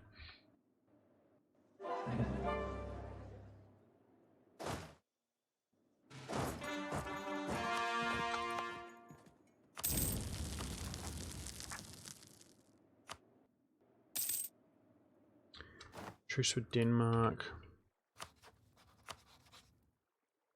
Okay.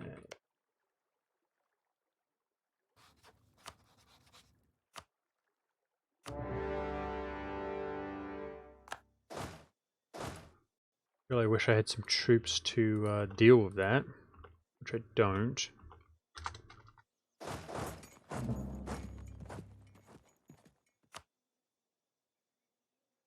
But he would join the coalition otherwise, so I'm going to try to do the full annexation of Denmark, guys, and feed him.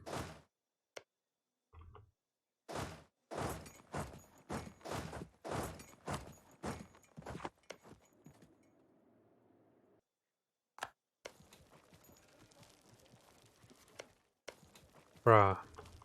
This... just being completely destroyed by Oriet here. I mean, maybe Bakura pieces out before our cores finish, but that is absolute cancer, dude. It's crazy. Speaking of culture, have you mapped specific provinces you want? No. It's too early to care about that, dude.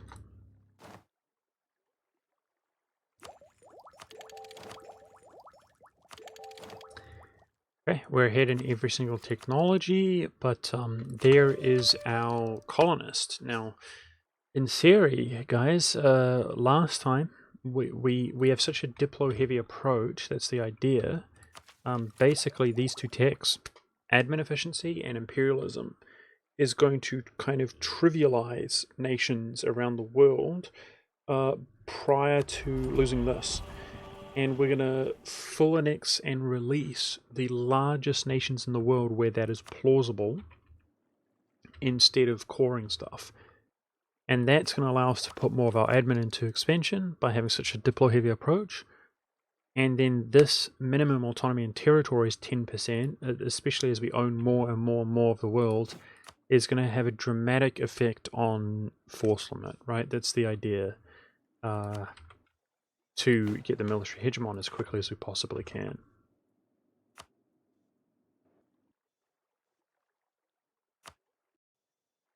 But we do simply... we do want the ability to colonize, obviously, so... speaking of which, I mean, I don't have it yet, never mind. We need to actually pick up the colonist, obviously.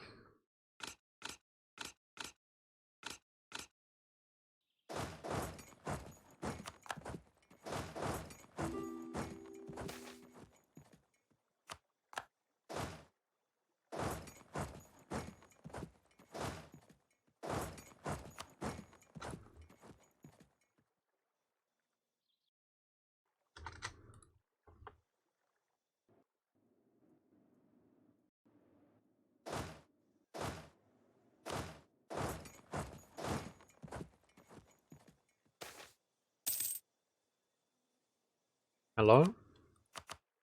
Naval thought suffering reduced deploy by 50? Hello? Why you do this? Okay guys, I'm out with England.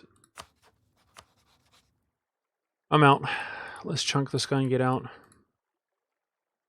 He's low enthusiasm. I'm going to use this opportunity to peace out. We're running out of time anyway. So it's just a matter of rinse and repeat type of situation, but I want to go for Denmark.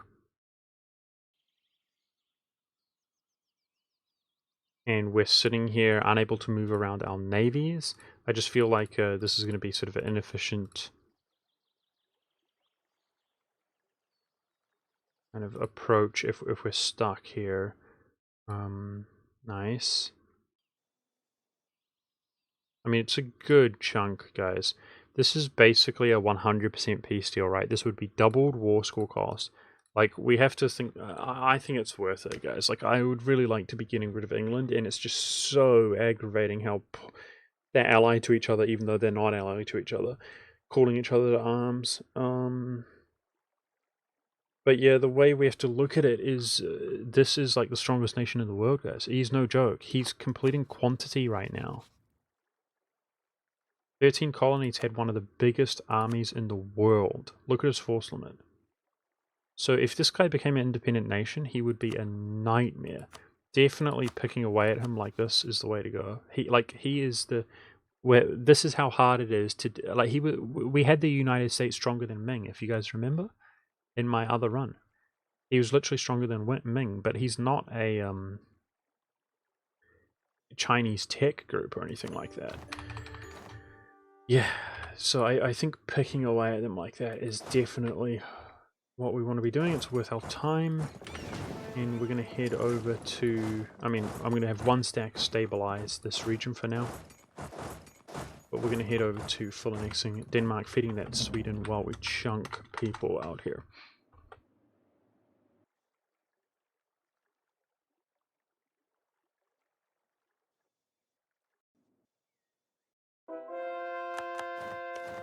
No.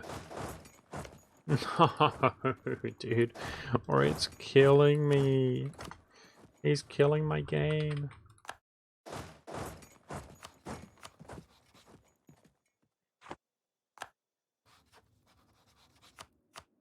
I'm sad.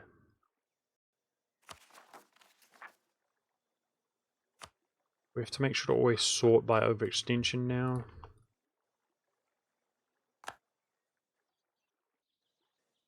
As far as Danish forts are concerned, it seems like that's his only fort.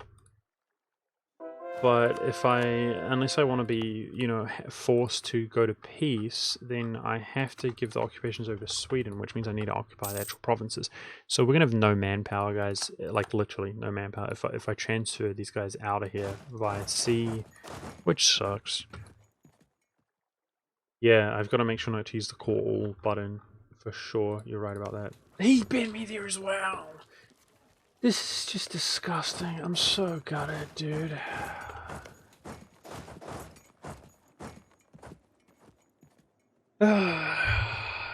Just have it all, eh? Yeah, sweet. Just have it all. Whatever. I'm pissed, man. I mean... it's literally scripted to just be as cancerous as humanly possible, right? It's literally what it is. Like, or it's just flat occupied, war's over, he's got no influence here. We double checked, he had no occupations. Then we declare the war, and his units are just like teleport over here, undermining my... Anyway. And meanwhile, Bakura is not defending against these 1k stacks. He's over here in my territory. It's just scripted.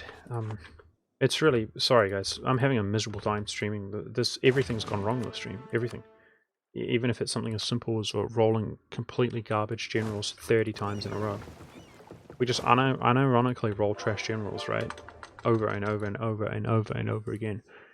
Okay. Or my siege is bad. Anyway, doesn't matter. It's okay. I'm just struggling with this. We have Deus Vult. We do not have imperialism, so it's just few and far between opportunities that we actually have to declare war on people. And this is one of them. And then we declare it, and this is what's happening, you know? It's just, it's rough.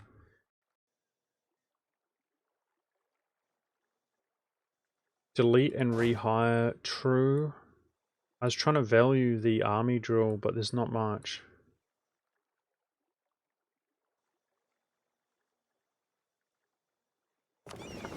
Yeah, you might be right. Either way, let's go transport these across. I think delete them. Whoa. Oh, I didn't mean to do that. Doesn't feel good. Rip drill modifier. But it's way more efficient on the manpower. Let's do that.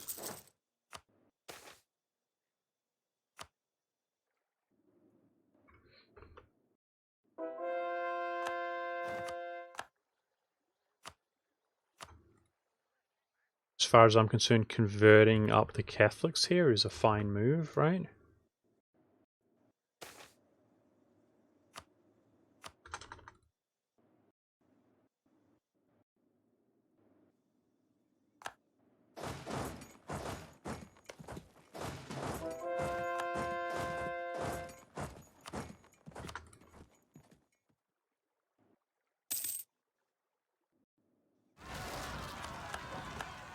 So let's do a little bit of a look-see here. If we go to the Great Powers, well, Portugal's a joke, England's a joke, Mamluk's a joke. Okay, so it's literally going to be like Bengal Vijayanagar. Who thinks, let's look at Vijayanagar. 171 war score. Maybe we could do some math on this, guys. So I'm wondering that if we get the 10 admin efficiency and imperialism CB, if he's full annexable. Same goes for Bengal. Bengal's even bigger. Yeah, unlikely. So if they're 133 or 134 war score, because you can often get a 0.1 war score off on the capital, then they're full annexables. So how much is this admin efficiency going to do for us, guys? If we're at 65, that means the total piece of the pie is 35. So if we have 10, that's reducing 35 down to 25. So how much is that actually affecting things in reality? I don't think it's going to do it, guys. Is this going to put it below... Is it going to reduce the war score cost by 30?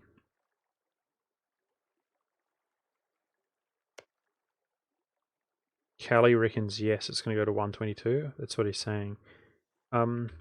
Because if that's not the case, guys, I've been looking around. Like, true, there are like Oriat tributaries, Ming tributaries.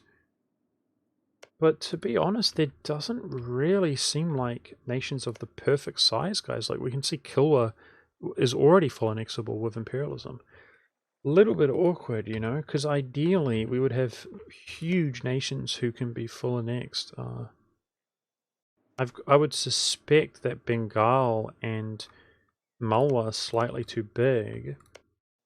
Vijayanagar is probably around the perfect size to full annex and release. But that might be it, really. Japan looks like he's good size as well.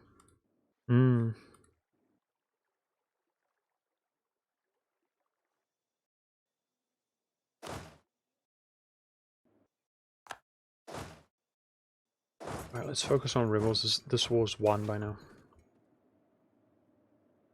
Gains influence. Yikes. Nope. Nope. Well, there goes my... Okay, dude. Gains influence is really bad, guys, but pissing them off is my development cost reduction. Wait, that lied to me. It's because I clicked the wrong one, you idiot. Yeah, there goes my development cost reduction, which I was hoping to build up. So we're a ways away now. Again, still, that was a bad choice no matter what we did there. I literally took the wrong option. I'm too tired. Afghanistan left the coalition. That's interesting. Is he at war? Oh, that is interesting. Are people leaving coalition?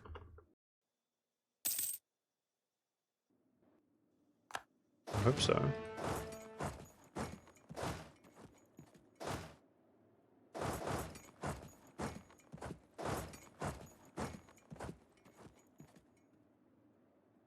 no way to station our troops around here.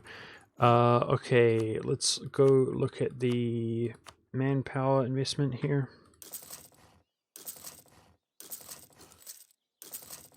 Doubling up the manpower in these provinces. Now, they're not giving us that much, but still. Doubling up what they do give us.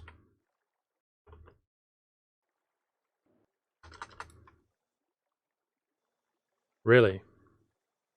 Interesting. That's interesting. Maybe Melwa Bengal can be full annexed. That would be great. I mean, these are the perfect guys. Like, look at them. They're huge and chunky. Like, one war him. That would be great. So you reckon right around... Wow, right around that number. If that's the case, guys, they're probably going to dev themselves a little bit over. Yikes. We'll see. Let's just hope for the best. We're going to take the largest either way, right?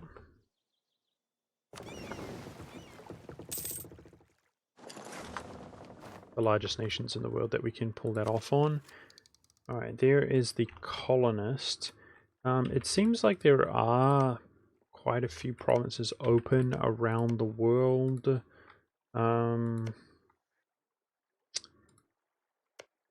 Yeah, so if we colonize something, we get the overseas modifier on it, so it's essentially a free culture conversion.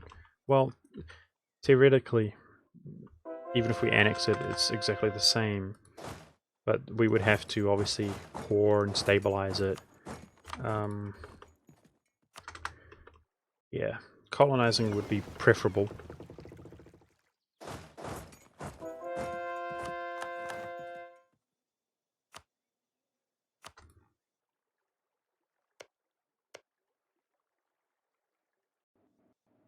But there's no urgent hurry, in my opinion.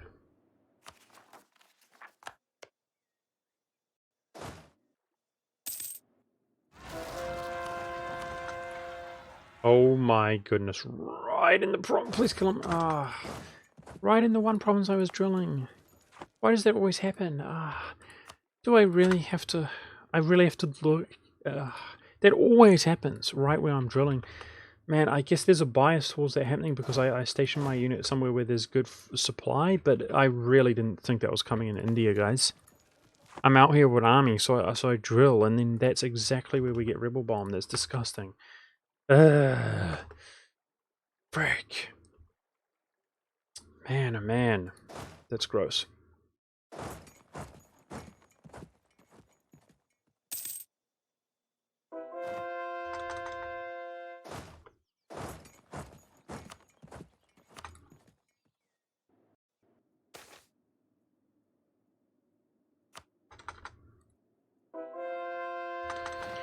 My poor manpower. We're up to 50k, guys. This is definitely improving a lot. How about a general? 6333. Dude, I mean, that compared to what we've been rolling, that is insanely good. We have just been rolling pure garbage. Fire is much more valuable than shock now, guys. So 6333, actually not that bad. That was from an event. These are old generals. We've been rolling trash. Just pure trash generals. That's actually like our best guy right now. So let's hopefully we're on the up and up in regards to generals. There's no reason we should have such bad generals. We should have really good generals. But we just keep rolling badly. I think there's a page in the ledger. Yeah.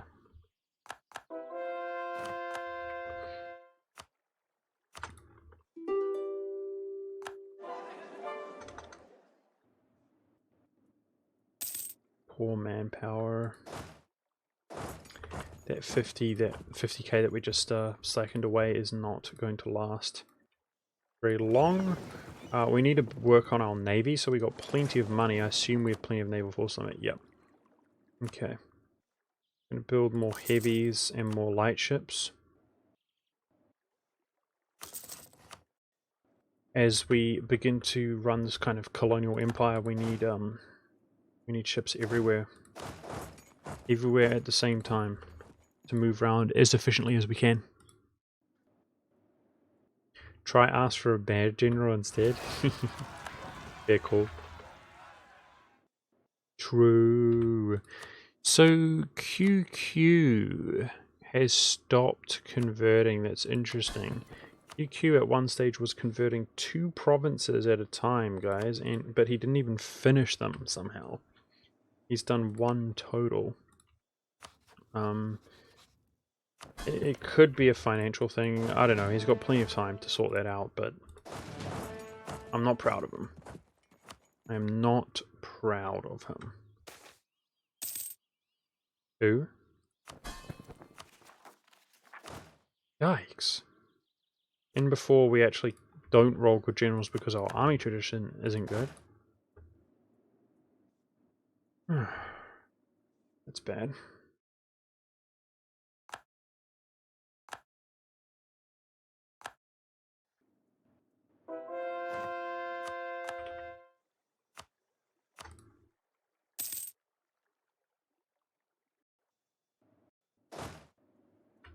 I mean, offensive is supposed to help you roll good generals, and we've been rolling bad generals. It feels bad, man.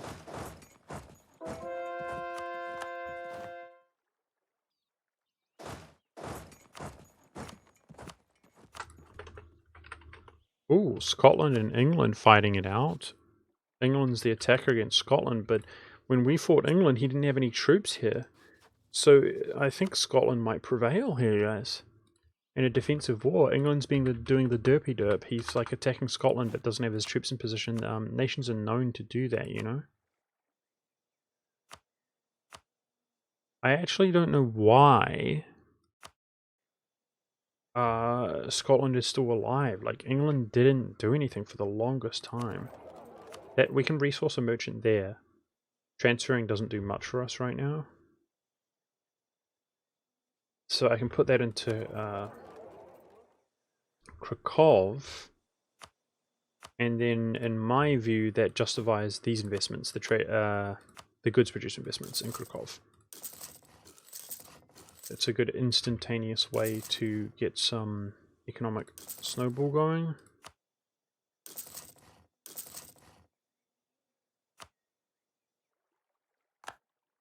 Unlike manufacturers, which we got to wait for. Yeah, we can subsidize him, but he's making profit, and I was actually paying off his loans, which was... See, this might have put him into deficit, which helps with the Liberty Desire, and he's mad because he was a Muslim and get a massive modifier of 100 Liberty Desire due to enforcing religion on him.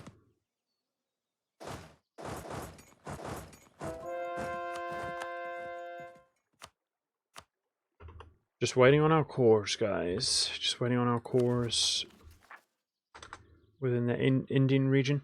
So our war exhaustion's not doing great. We can, in terms of this, reduce war exhaustion. But it costs us 60 Diplo. Algiers is making unreasonably good progress. I'm not thrilled with that. Let's go take the stack around. Oh, we got access through Africa. Never mind.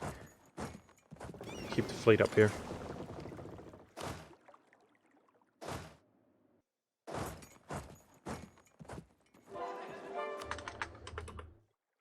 Yeah, at this rate, our war exhaustion is just increasing more and more and more, sadly. That's how it is.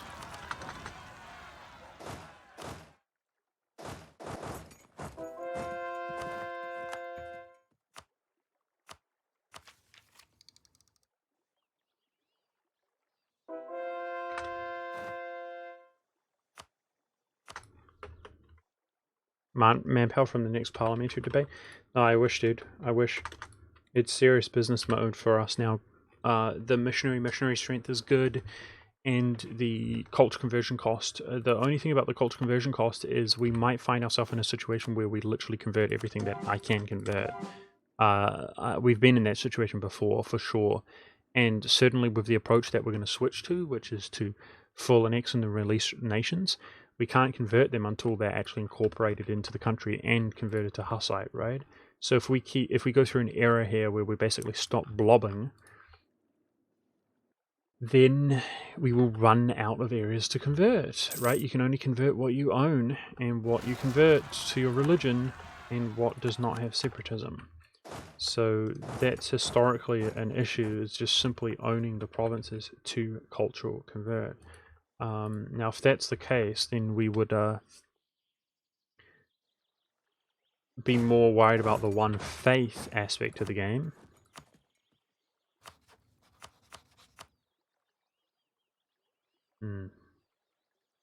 Just worried about the war score here. Seems super expensive under Sweden. Yeah, and then we'd want the missionary strength debate for 10 years.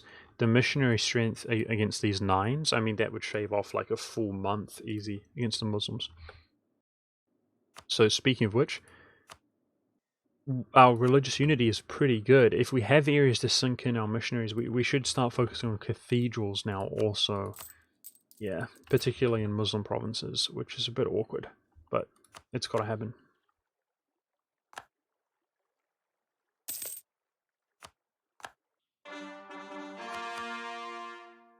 Okay, the war is actually beginning to come to an end. So I think we're going to take the approach of full annexing Denmark if we can. And then handing it to Sweden, although I literally can't do Iceland, can I? Can't give it to Sweden. Wow, that's really 12 overextension. 20 dev out here, dude. Jeez.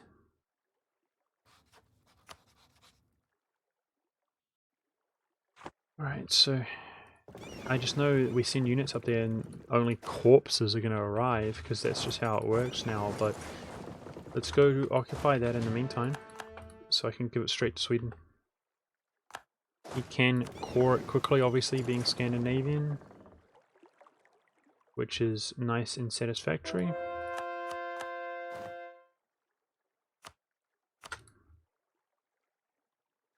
What's the war score cost for Malwa Bengal's capital? It could be a few points to clear. You become too war score efficient that it's not a few points. You're lucky if it's 1 point. See, we're looking at the war score cost before we get the admin efficiency and reduced by 25%. So we're looking at 8 and 7, but they're going to end up being like 3 war score, dude. So you're lucky if it rounds down. It means that sometimes you can full annex a nation who's at, because the math of the imperialism CB is that you can full annex a nation who's at 133 war score, right? But just the fact that it also reduces the war score cost of the capital because it's the war goal, it can round down a point. Or if their capital's extremely huge, it can be like 1.5 points, like round down to 2 points.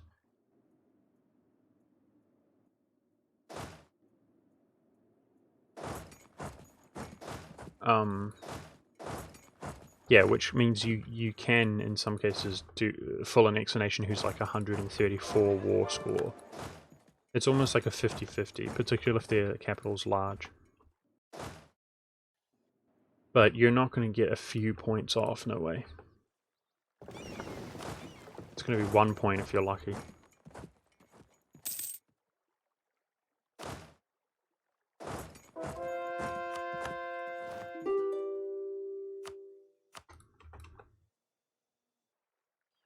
Yeah, well, the less efficient you are, nice, that's nice. Advisor costs and negative unrest. Team ports. Obviously, the less efficient that you are, then if you make a huge province like Constantinople, Alexandria, Cairo, I mean, the war goal, then it's going to have a more significant effect. But once you get really, really, really good, everything's really, really, really cheap, then having the war goal reduced in war score costs is not going to do much. That's how it goes, right? Okay, so India is basically done here. Now, we weren't 100% overextending anyway, so I think it's time to peace out. Let's see.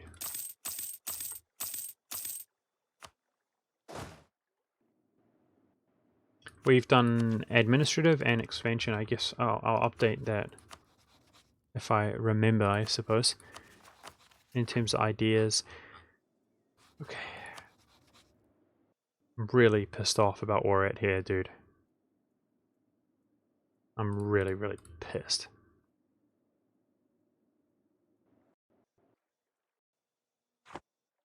Let's get this occupation and call it a day. That is the full annexation of my dude. Yeah, beautiful. But I want to give this occupation over to Sweden so that I can then give those over to Sweden as well. But that's the 20 dev one. So we're just waiting here shortly. Less than 2 months. There we go. Just waiting on that.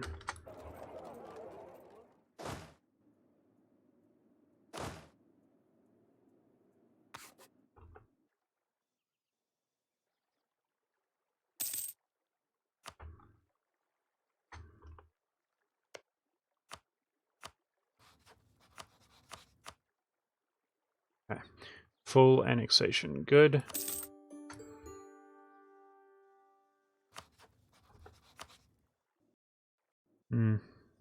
I wish it was a full annexation here as well, but we actually didn't even have the war score cost for that one. Okay. Okay. So, Sweden.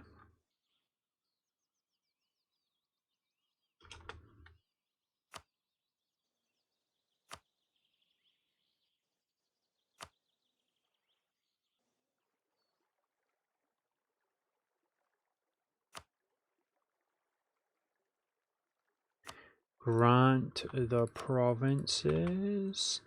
That's good, right? Nice. Sure, he has the admin to slam down there. Should do. Looks like he's doing just fine. Yeah, he's got humanists, so you would think that'd be fairly stable. Okay, then we do not want to core all. Now, I actually don't want to core this in general.